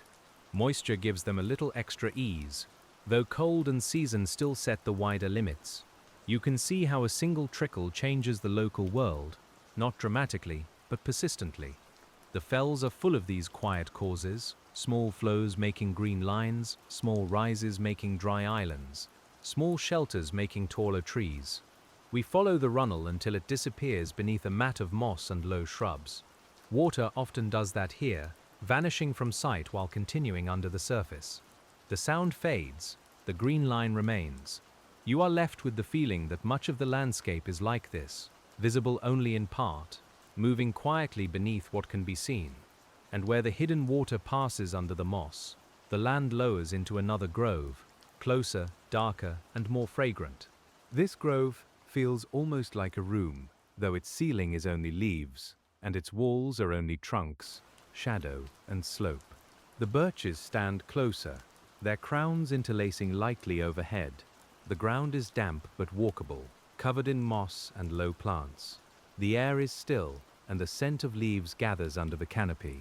You breathe it in slowly, and it seems to quiet the chest. In the Laponia Birch fells, sheltered groves like this may form where slope, snow, and soil combine to reduce exposure. Trees can grow a little taller. Understory plants can find more stable moisture. The temperature swings may be softened by shade and snow cover. The result is a pocket of woodland that feels denser than the surrounding fell. Though still open compared with forests farther below, you can hear drops falling occasionally from leaves. Though no rain is falling now, moisture has collected from mist, from earlier dampness, from the breathing air itself. Each drop lands softly, one on moss, one on leaf litter, one perhaps in a shallow pool. The sounds are widely spaced, and their spacing matters. They leave room for silence to return after each one. The trunks around you hold a faint sheen. Birch bark can seem almost luminous in such darkness, not shining exactly, but present. Its pale surface gives the eye a resting place. You do not need to see far. The nearest trees are enough. Their marks, curves, scars, and peeling layers become a quiet pattern. We move from one pale stem to the next, as if following low stars through the grove. Small lives continue here in the damp dark. Springtails and mites move in leaf litter. Fungi thread through soil. Roots take in water. Moss leaves hold droplets that magnify the world in miniature. The calm of the grove does not come from stillness alone, but from the scale of its movement. Everything is happening quietly enough that rest can surround it. As we leave the close grove, a pale opening appears ahead, and the Laponia Birch fells widen into another slope of moss and low shrubs. The opening feels cooler immediately. Air moves across it from right to left, carrying the smell of damp stone and a trace of distant water. The ground is uneven with soft mounds, and the shrubs form dark waves across the slope. A few birches stand scattered in the open, their branches lifted and bent by years of weather. They look less like a grove and more like quiet companions along a wide path. The slope faces enough sky to collect light even now. It is not bright, but it is visible, a low northern glow resting on moss and bark. You can see the line of the land falling away, then rising again beyond. This rise and fall creates a cradle-like feeling, as though the fells are made from long, shallow breaths. We move through one breath, then another, and the rhythm carries us forward. The plants here are low for practical reasons. Near the ground, the air can be slightly warmer during calm daylight, and snow cover can provide protection in winter. Low growth also reduces exposure to wind. Dwarf shrubs, mosses, lichens, and sedges all make use of this close layer. The Laponia Birch fells are not trying to rise high everywhere. Much of their life succeeds by staying near the earth. You can feel the wisdom of that closeness. The ground smells richer than the open air. The moss holds moisture. The shrubs hold warmth and shelter. Small creatures move under and among them, finding a world protected by inches. For a half-sleeping listener, this low landscape is deeply soothing, because it turns attention downward, away from distance and effort, toward nearness and support. A faint breeze moves across the slope, and the shrubs ripple almost imperceptibly. The birch leaves answer with a lighter sound above them. Stone remains still, moss remains still. The movement and stillness balance each other so gently that the whole place seems to hover between waking and sleeping. And beyond the open slope, the land gathers into a shallow saddle where cold air flows through like water. The saddle lies between two low rises, and the wind finds it easily. It is cooler here, with a clean current moving along the ground and lifting through the birch leaves. The scent is less earthy for a moment, more open, touched with stone and distant snow. You stand in the current and feel it pass around you without force. It does not push. It simply continues. Air drainage is one of the quiet processes that shapes upland landscapes. Cool air settles into hollows and moves along low passages, influencing frost, mist, plant growth, and snow conditions. In the Laponia Birch fells, These subtle movements can help explain why one patch holds moisture, another stays colder, and another supports different plant cover. The landscape breathes through its own shapes. The saddle has shorter vegetation than the sheltered grove behind us. Lichen appears on exposed patches. Crowberry lies close to the ground. The birches are sparse, and those that grow here are compact, with branches that seem to have learned the wind's direction. Their leaves tremble quickly in the moving air, making a fine steady whisper that blends with the flow around your ears. You may feel more awake, for a breath in the cooler current, but not sharply awake. It is the kind of coolness that clears without disturbing. Your skin recognizes it, then relaxes around it. The body knows the difference between alarm and freshness. Here, the cool air is only freshness, moving softly through a landscape that has held such currents long before we arrived. We cross the saddle at a slow, even pace. On the far side, the air calms almost immediately, and the scent of moss returns. It is remarkable how quickly the fells can change while remaining wholly themselves. A few steps carry us from moving air to stillness, from dry lichen to damp ground, from open sky to birch shelter. The transitions are small, but they deepen the sense of place. Below the saddle, the Laponia Birch fells settle into a quiet dell, where the dim light turns green under the leaves. The dell is protected on three sides by gentle slopes. Birches grow around it in loose rings, with the tallest stems in the mildest, deepest soil. The ground is rich with moss and fallen leaves, and a narrow seep darkens one edge. The air feels warmer than the saddle, though still cool enough to belong to the north. Everything here seems softened by shelter. Green remains visible longer in places like this. The leaves overhead filter what little light is left, and the moss below catches it. The result is a dusk that feels tinted rather than dark, a faint underwater green held under the canopy. You may think of a shallow pond, though we are on land, because the air seems still, and the trunks seem to rise through it like pale stems through water. The science of shelter is also the science of microclimate. A dell can reduce wind, hold snow, collect moisture, and moderate temperature. Those differences may seem small, but for plants living near their limits, small differences can matter greatly. In the Laponia Birch fells, a sheltered dell can support fuller growth than an exposed ridge nearby, making the landscape patchy in the most graceful way. You can smell the dell's fullness. Leaf litter, moss, damp soil, and the faint living scent of roots combine in the still air. A few mosquitoes or midges may hover where it is moist, but their presence is light, part of the summer fabric. A bird may have nested near such shelter earlier in the season, using the cover of low shrubs and birch branches. Now the grove is quieter, entering night. We pause in the greenish dimness and let it hold us. The dell feels close without being enclosed, alive without being busy. The birch leaves move less here. The moss seems thicker. Your thoughts can settle into that thickness, like rain entering soft ground. Nothing needs to be done with the silence. It is already doing its quiet work, and from the sheltered dell, a low stream leads us outward again, its sound barely stronger than breathing. The stream begins as a seep, then gathers enough flow to show itself between stones. It moves through the dell with a dark, glassy surface, reflecting pale bark and leaves. In places, it narrows into a thread. In others, it spreads thinly over moss-dark rock. You follow alongside it, and the sound becomes the center of the night, though it remains very soft. Streams in the birch fells often change character over short distances. A steep patch makes them quicker and brighter. A mossy hollow makes them slower and more hidden. A stony bed gives them a clearer voice. A peaty basin gives them a darker color.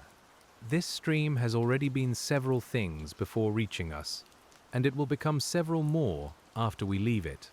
You notice how the water cools the air around it. A small draft seems to rise from the channel, carrying the scent of wet stone. The moss at the banks is lush, and tiny plants lean toward the dampness. A fallen birch leaf rests briefly against a pebble, trembling in the current before slipping free.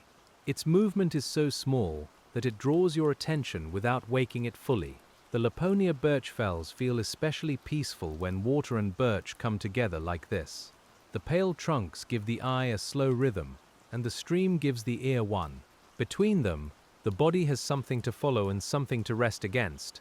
We walk beside the water until the dell opens, and the stream bends out into a wider, darker patch of wet ground. Here the water spreads and slows. It enters moss, sedge, and peat, losing the clear line it had before. The sound fades into a hush. The smell deepens again. The fells remind us that movement and stillness are not opposites here. Water can move by becoming quiet, by soaking in, by passing under the visible surface, and as the stream disappears into the wet ground, we move along its edge, where the birches stand like pale reflections of themselves. The trunks are doubled in the dark pools, though the reflections blur whenever a faint breeze touches the surface. You see bark above and bark below, leaves above and leaves below, a small woven world of real and reflected forms. The pools are shallow, but in the dim light they feel deep enough for dreaming. Their edges are soft, with moss bending down until it meets water. Reflections can make a landscape feel more spacious than it is. A small pool becomes a second sky.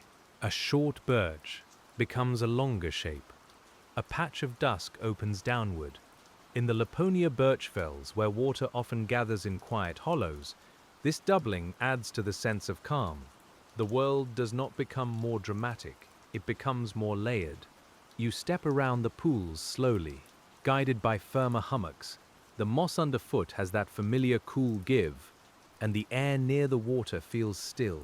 Sedgeland and birch woodland meet here without a boundary. Some trees stand on raised ground, close enough for their leaves to fall into the pools. Other places remain too wet for trees, and there the sedges hold the space open. These open wet patches can be important for insects, amphibious life where conditions allow, and birds that feed along moist ground. They also store carbon in slowly forming peat and regulate water movement through the slope. Yet tonight, we let that knowledge remain soft. We do not turn the pool into a lesson only. We let it remain a pool first, dark, cool, reflective, and quiet among the birches. A small ring spreads on one surface, perhaps from a falling drop, perhaps from an insect touching down. It widens into the reflection of a trunk and fades before reaching the edge. That is enough movement for the moment. The mind follows the ring outward, then rests when it disappears. We keep moving only when the pool has returned to stillness. Beyond the wet edge, the ground rises by a few gentle feet, and the Laponia birch fells return to dry moss, pale bark, and leaf shadow. The rise is enough to change the scent again. Peat falls behind. Dry moss and lichen come forward. The birches stand more widely spaced, and the understory becomes a mixture of bilberry, crowberry, and low grasses. The air moves more freely here. It brushes your cheeks, lifts a few leaves, and passes on toward the hollow we just left.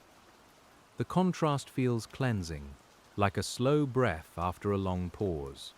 You can look back and see the wet patch dark below, almost hidden by mist and shrubs. Ahead, the slope is clearer, with pale trunks placed irregularly across it. This alternation between wet and dry is one of the defining sensations of the birch fells. The landscape is never monotonous, but its changes are too gentle to disturb rest. It rocks the attention lightly, back and forth, between softness and openness. The plants on the rise use the drier conditions in their own ways. Crowberry's evergreen leaves stay low and tough. Bilberry's seasonal leaves catch summer light and then return to the soil. Lichens make use of exposed patches. Moss persists where shade and moisture allow. The birches send roots through the thin soil, finding water without reaching deeply into ground that may be stony or cold. A few leaves have fallen already, even in the growing season, because leaves are always being made and released. One rests on dark moss near your foot, pale green turning yellow at the edge. Its veins are fine, its stem curved, its surface beaded with moisture. In a large landscape, a single leaf can be enough to hold the eye. We let it hold us briefly, then continue. The slope ahead has a faint line of stones running across it. perhaps where frost has sorted the ground over many seasons. Freeze and thaw can move stones, lift them, sort them, and create subtle patterns in cold landscapes. In the Laponia birch fells, such processes work quietly beneath the living cover, adding another slow rhythm under roots and moss. And, as we cross that stony line, the feel of the ground becomes firmer, leading toward a wide, almost level terrace under the dim northern sky. The terrace gives the body a rest from rising and falling. Walking here feels smoother, though still slow. The birches stand in loose rows that are not really rows, only the result of soil, moisture, and chance. Between them, the ground is covered with low shrubs and moss, interrupted by stones and shallow damp patches. The sky feels broader again, visible through the open canopy and over the low crowns. In this wider space, the Laponia birch fells seem to breathe more evenly. There is room for wind to pass without hurry. There is room for the eye to wander. The trunks do not crowd, and the horizon is not far, but it remains softened by trees. You may feel a gentle balance between being sheltered and being open, which is one of the landscape's deepest comforts. The terrace may be a remnant of older landforms, shaped and reshaped by ice, water, and frost, then clothed by plants after the last glacial retreat. Over long periods, surfaces like this receive seeds, accumulate organic matter, and develop the patchwork we now walk through. The ground has not been still in the sense of unchanged. It has been quietly active for a very long time. You can feel that long activity in the softness underfoot. Soil is not just ground. It is weathered rock, old leaves, root fragments, fungal threads, water, air, and time held together. In cold uplands, making soil can be especially slow, and every thin layer matters. The birches depend on it, and in return, they feed it with leaves, roots, and shade.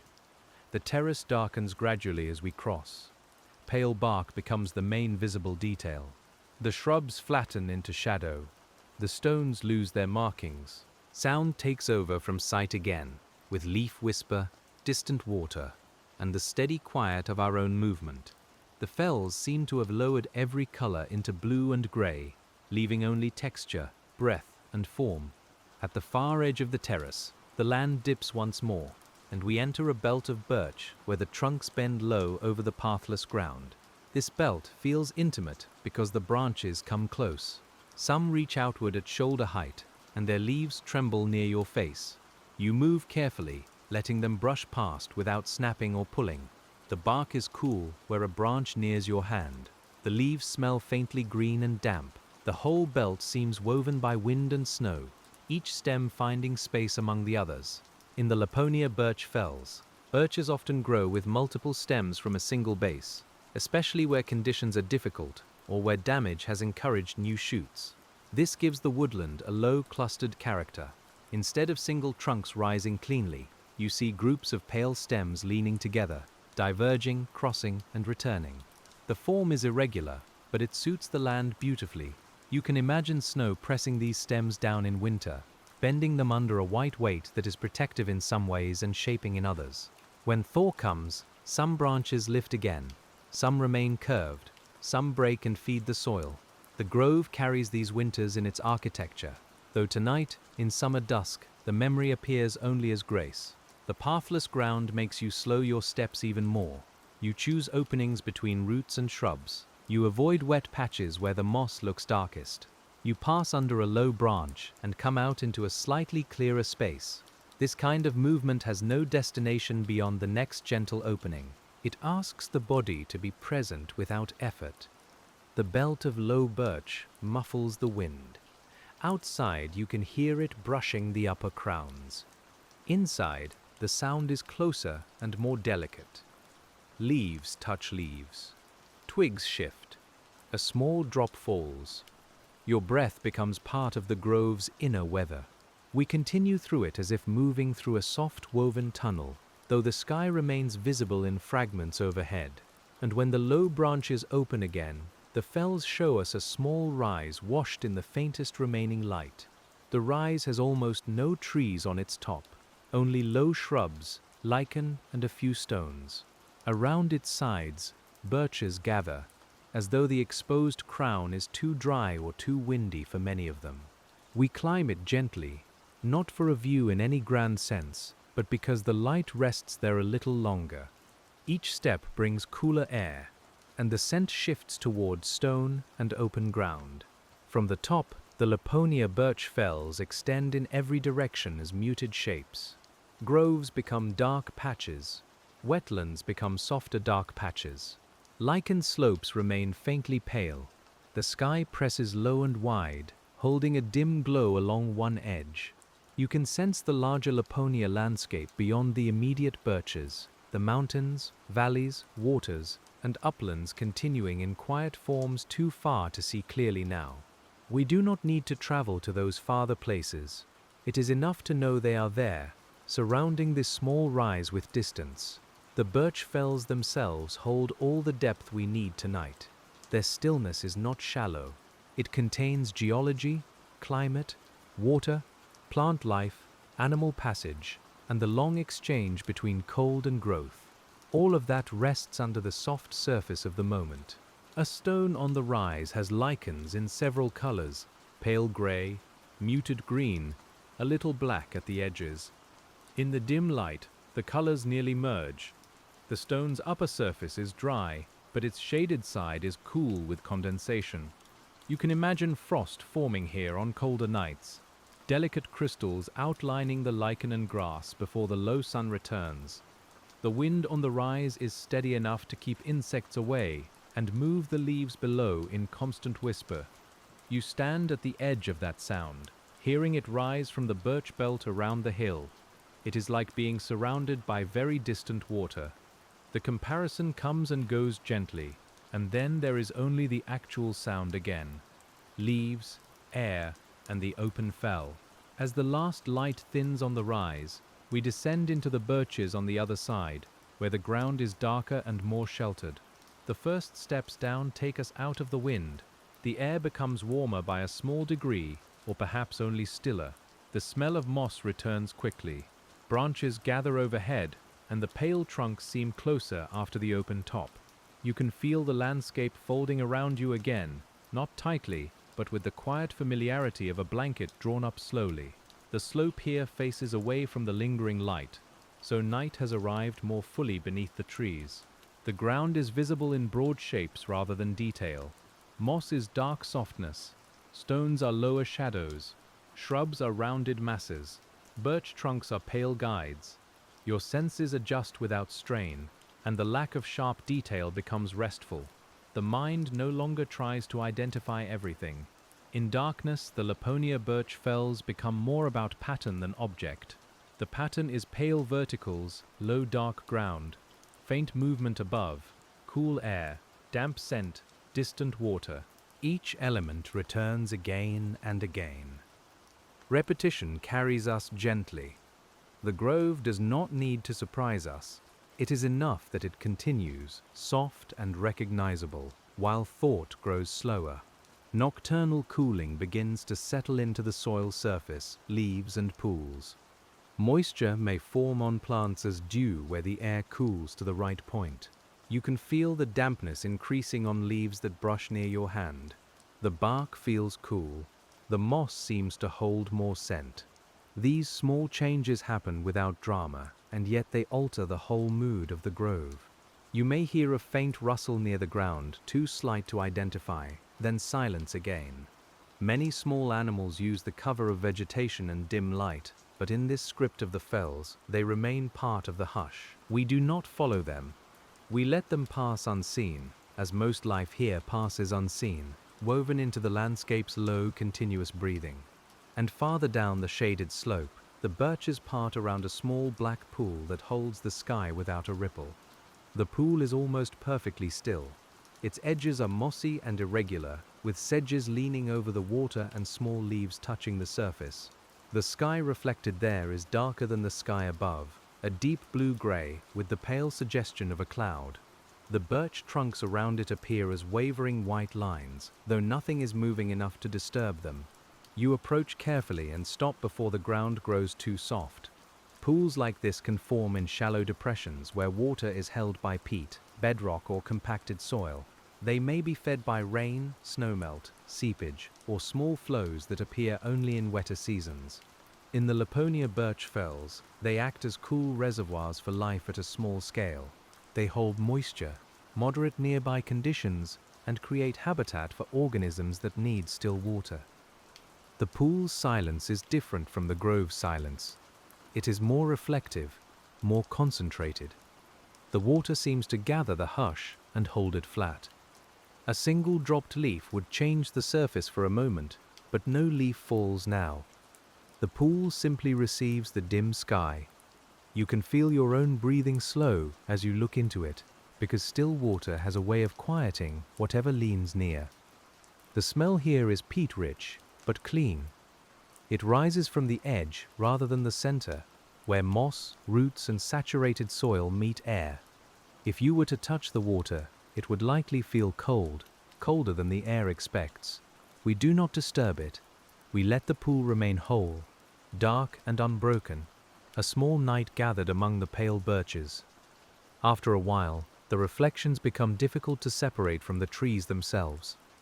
Above and below blend softly.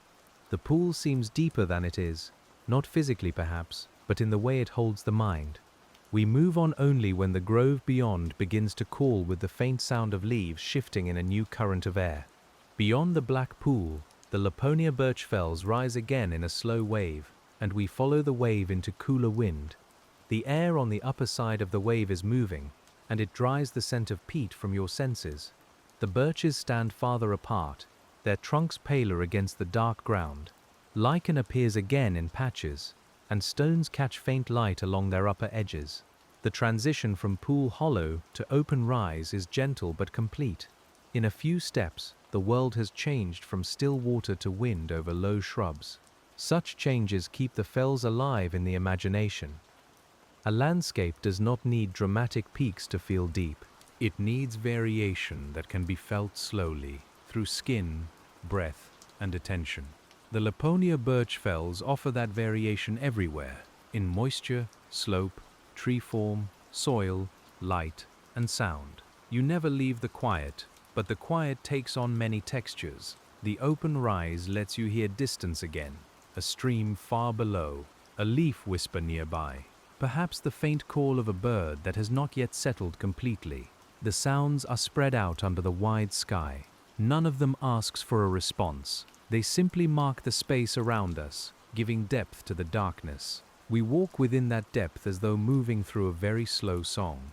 The birches here are sparse enough that each one can be seen as an individual, even in dimness. One leans downslope with two main stems, another grows low and broad, almost shrub-like, another stands straighter beside a stone. Their differences feel personal, without needing a story. They are the visible results of many quiet conditions meeting over time. You may find your attention resting on one tree for several breaths, then drifting to another. This is the right pace. The fells are not a place to scan quickly. They are a place to let the eye settle, release and settle again. Each pale trunk offers a calm vertical shape, a small anchoring line in the blue-gray world. And as the rise begins to level, the Laponia Birch fells stretch into a long, open corridor between two darker bands of woodland. The corridor follows the contour of the slope, neither climbing much nor falling. Low vegetation covers the ground, and scattered stones lie half hidden in it. On either side, birches grow more thickly, forming darker edges that guide the view forward. The corridor feels natural, as if wind, water, and soil have gently agreed to keep this passage open. You move through it with an easy, even rhythm. In winter, snow may drift differently here, shaped by the woodland edges and the open space between them. In summer, the corridor may warm more quickly under light and allow different plants to flourish. Edges are often rich places in ecosystems, where conditions from two neighboring habitats overlap. In the Laponia Birch fells, the edge between open fell and birch grove is repeated in many forms, making the landscape quietly diverse. You can feel the two sides of the corridor at once. From the open center comes cooler moving air and the scent of stone. From the wooded edges comes dampness, leaf smell, and soft shadow. Your body receives both. The balance is soothing because neither side overwhelms the other. Shelter and openness travel together. The ground is easier here, so the mind can drift more freely. You do not need to choose every step with the same care.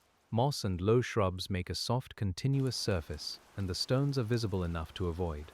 The leaves along the edges whisper steadily. The corridor seems to carry us forward without effort, and the pace becomes almost dreamlike.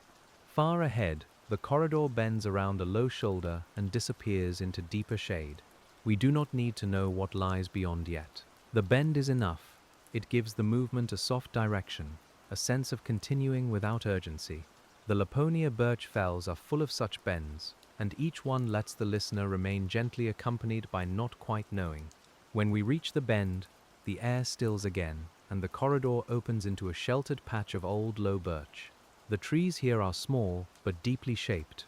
Their stems twist from thick bases, divide, lean, and rise again. Some branches are dead and pale, held among living leaves.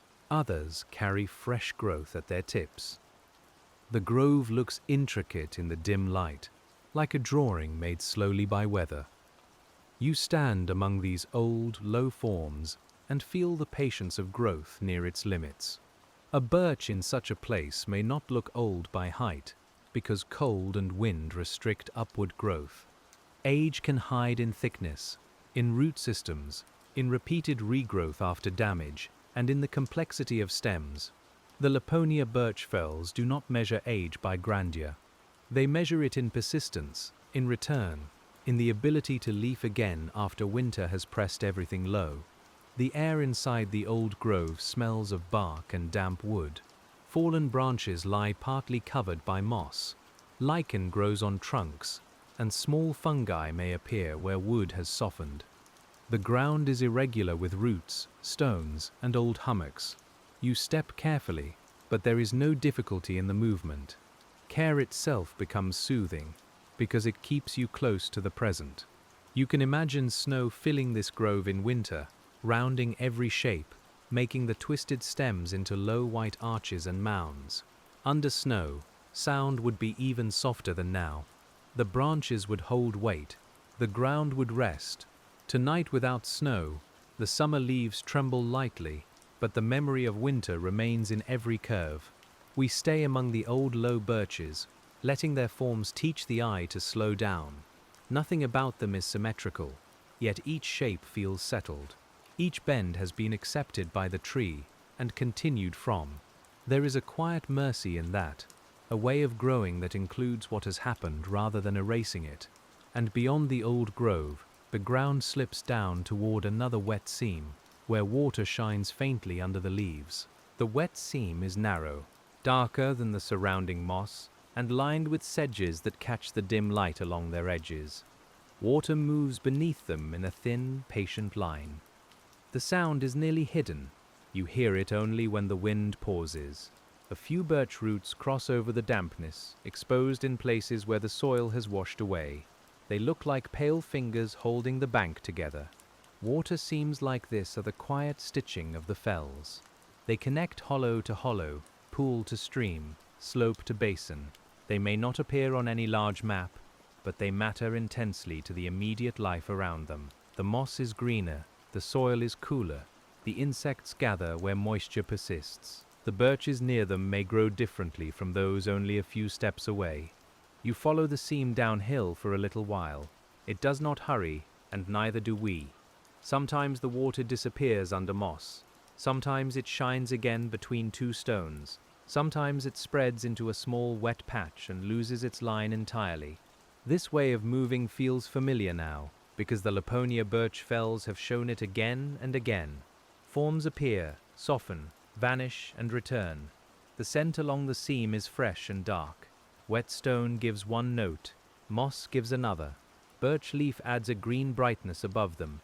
The air is cooler at knee height, and your skin notices it when you pass through a low pocket.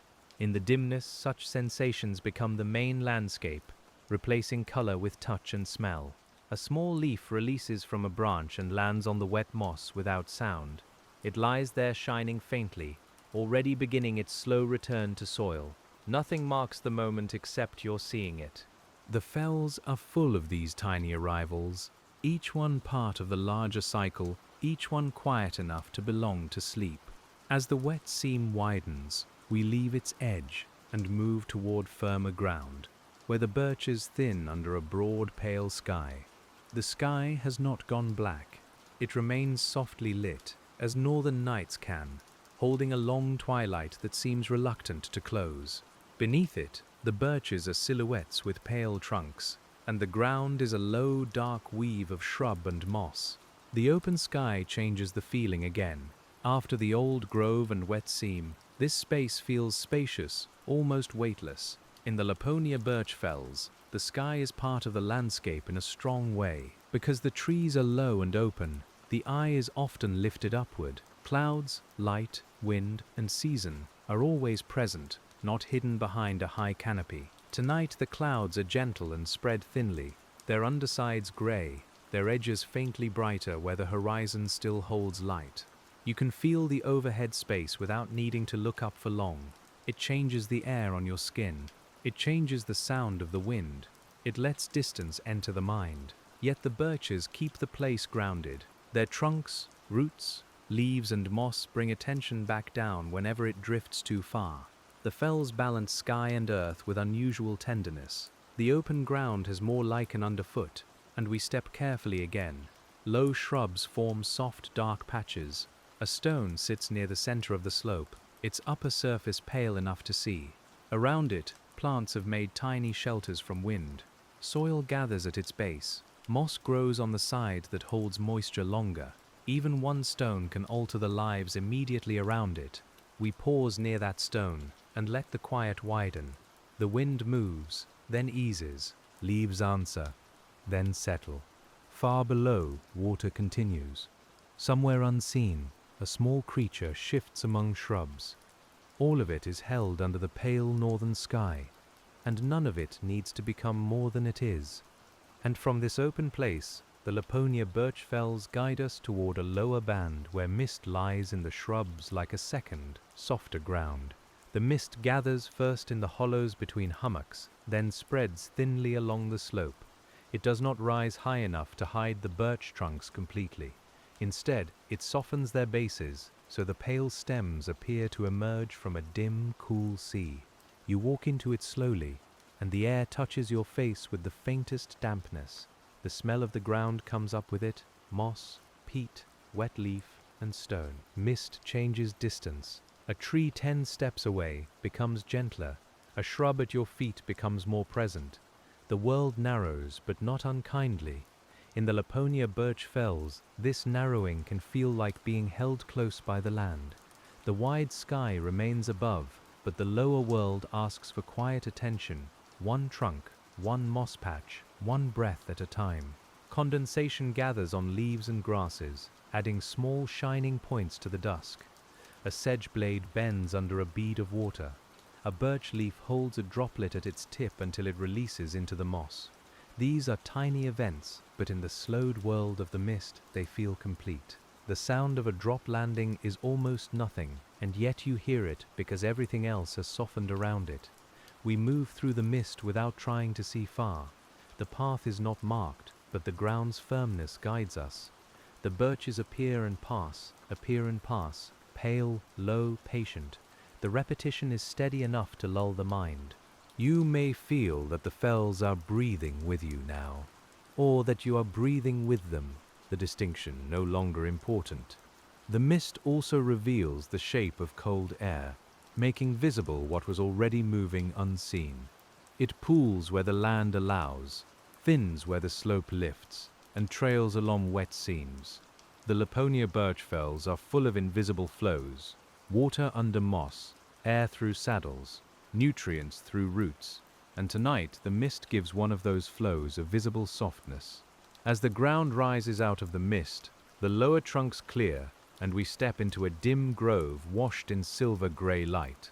The grove feels refreshed after the mist, every leaf carrying moisture, every bark surface cool. The smell of birch is clearer here, almost sweet in its green simplicity. Moss darkens around the roots and small stones shine faintly where droplets cling to them. You can hear the leaves more distinctly because each movement shifts water as well as air. The sound is still gentle, but textured, a damp whisper under the sky. In wet conditions, birch leaves and bark interact with the air in subtle ways. Leaves intercept moisture, slow falling droplets, and release them gradually to the ground. Bark channels some water downward. Roots take advantage of the damp soil that follows. The grove becomes a temporary instrument for water, catching, holding and passing it on. In the Laponia birch fells, even a mist can change the night's small music. You stand near a cluster of stems rising from one base. Their pale surfaces lean apart like several quiet thoughts from the same root. Between them, shadow gathers, and a few low plants grow in the protected space. The cluster has likely survived by sharing its base, sending up stems when others weakened, making continuity through renewal. It is not a single straight life. It is a small, persistent community of wood. This way of growing suits the fell. It allows the birch to respond when snow breaks a stem, when insects damage leaves, when cold limits height, or when wind shapes the crown. The tree continues through variation. You can feel a human comfort in that, though we keep the thought soft. Continuity does not always mean remaining unchanged. Sometimes it means returning in another stem. The grove slopes gently downward beyond the cluster, and the sound of water begins again, lower than before, almost below hearing. We follow it because water has become one of our guides through the birch fells, appearing whenever the land wants to deepen, disappearing whenever the ground wants to breathe upward into lichen and open air. And down the gentle slope, the water gathers into a narrow stream bed lined with dark stones and bright moss. The stream bed is more visible than the hidden seams above. It has cut a shallow channel through the soil, just deep enough to hold shadow. Water moves over dark stones, each one slick and rounded by time. Bright moss grows along the banks, fed by spray and seepage. The stream sounds calm and continuous here, a little fuller than before, though still small enough to feel intimate. You walk beside it at the pace of the water. It turns around roots, slips under a fallen branch, breaks into tiny ripples over a pebble bar, then smooths again in a narrow pool. The Laponia birch fells seem to lean toward it. Birches gather near the channel where the ground is stable enough. Shrubs thicken along the damp edge. Insects use the sheltered air above the water. The stream is part of a larger hydrological pattern, though its immediate presence is simple. Rain and snowmelt move downslope, joining other flows, feeding wetlands, lakes, and rivers beyond this grove. Along the way, water shapes soil, supports plants, transports organic matter, and cools small habitats. We do not need to follow it all the way. Tonight we stay with this one reach where the sound is soft and near. The stones in the stream bed tell their own slow story. Some may have come from nearby bedrock, loosened by frost and moved by water. Others may be glacial remnants, left in place and later rearranged by flow. Their surfaces are dark underwater, lighter when dry, and mottled where lichen begins above the splash line. Each stone is still, but the water makes stillness visible by moving around it. You may feel your attention becoming very simple here.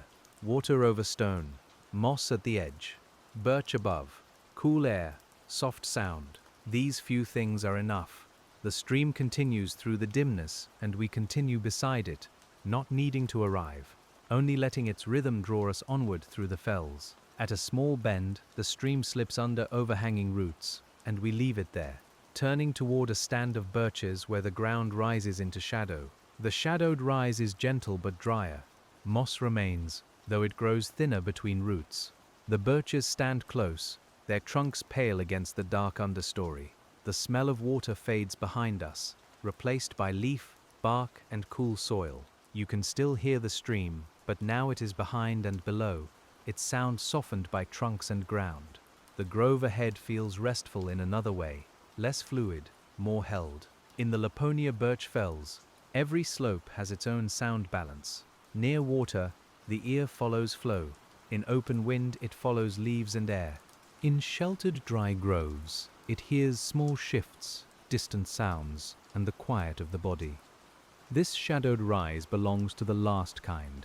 It is a listening place, But what it offers most is space around sound. The ground is webbed with roots.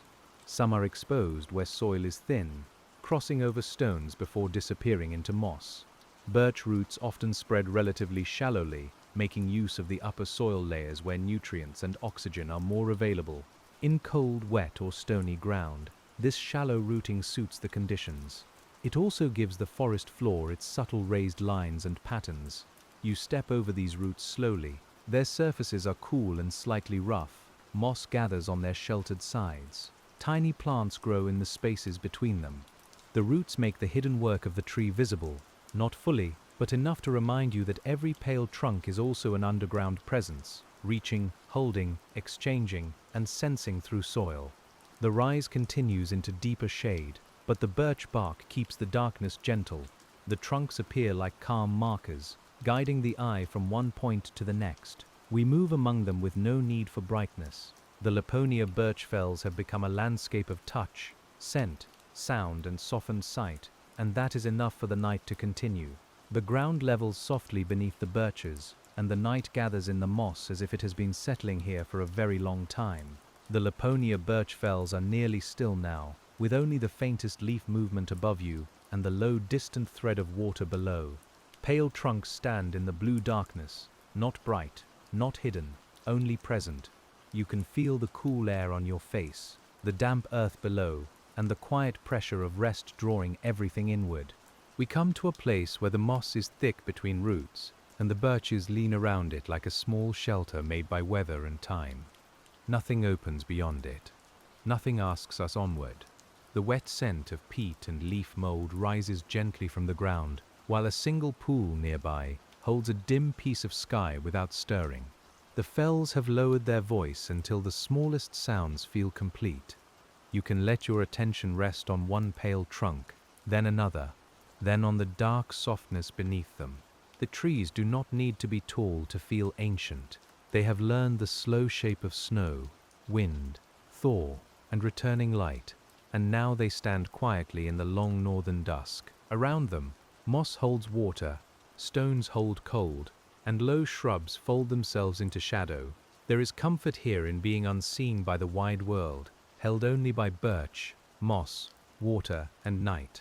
Far above the lower forests and beyond the open fells, the sky keeps its pale silence, while down here the ground receives every small thing.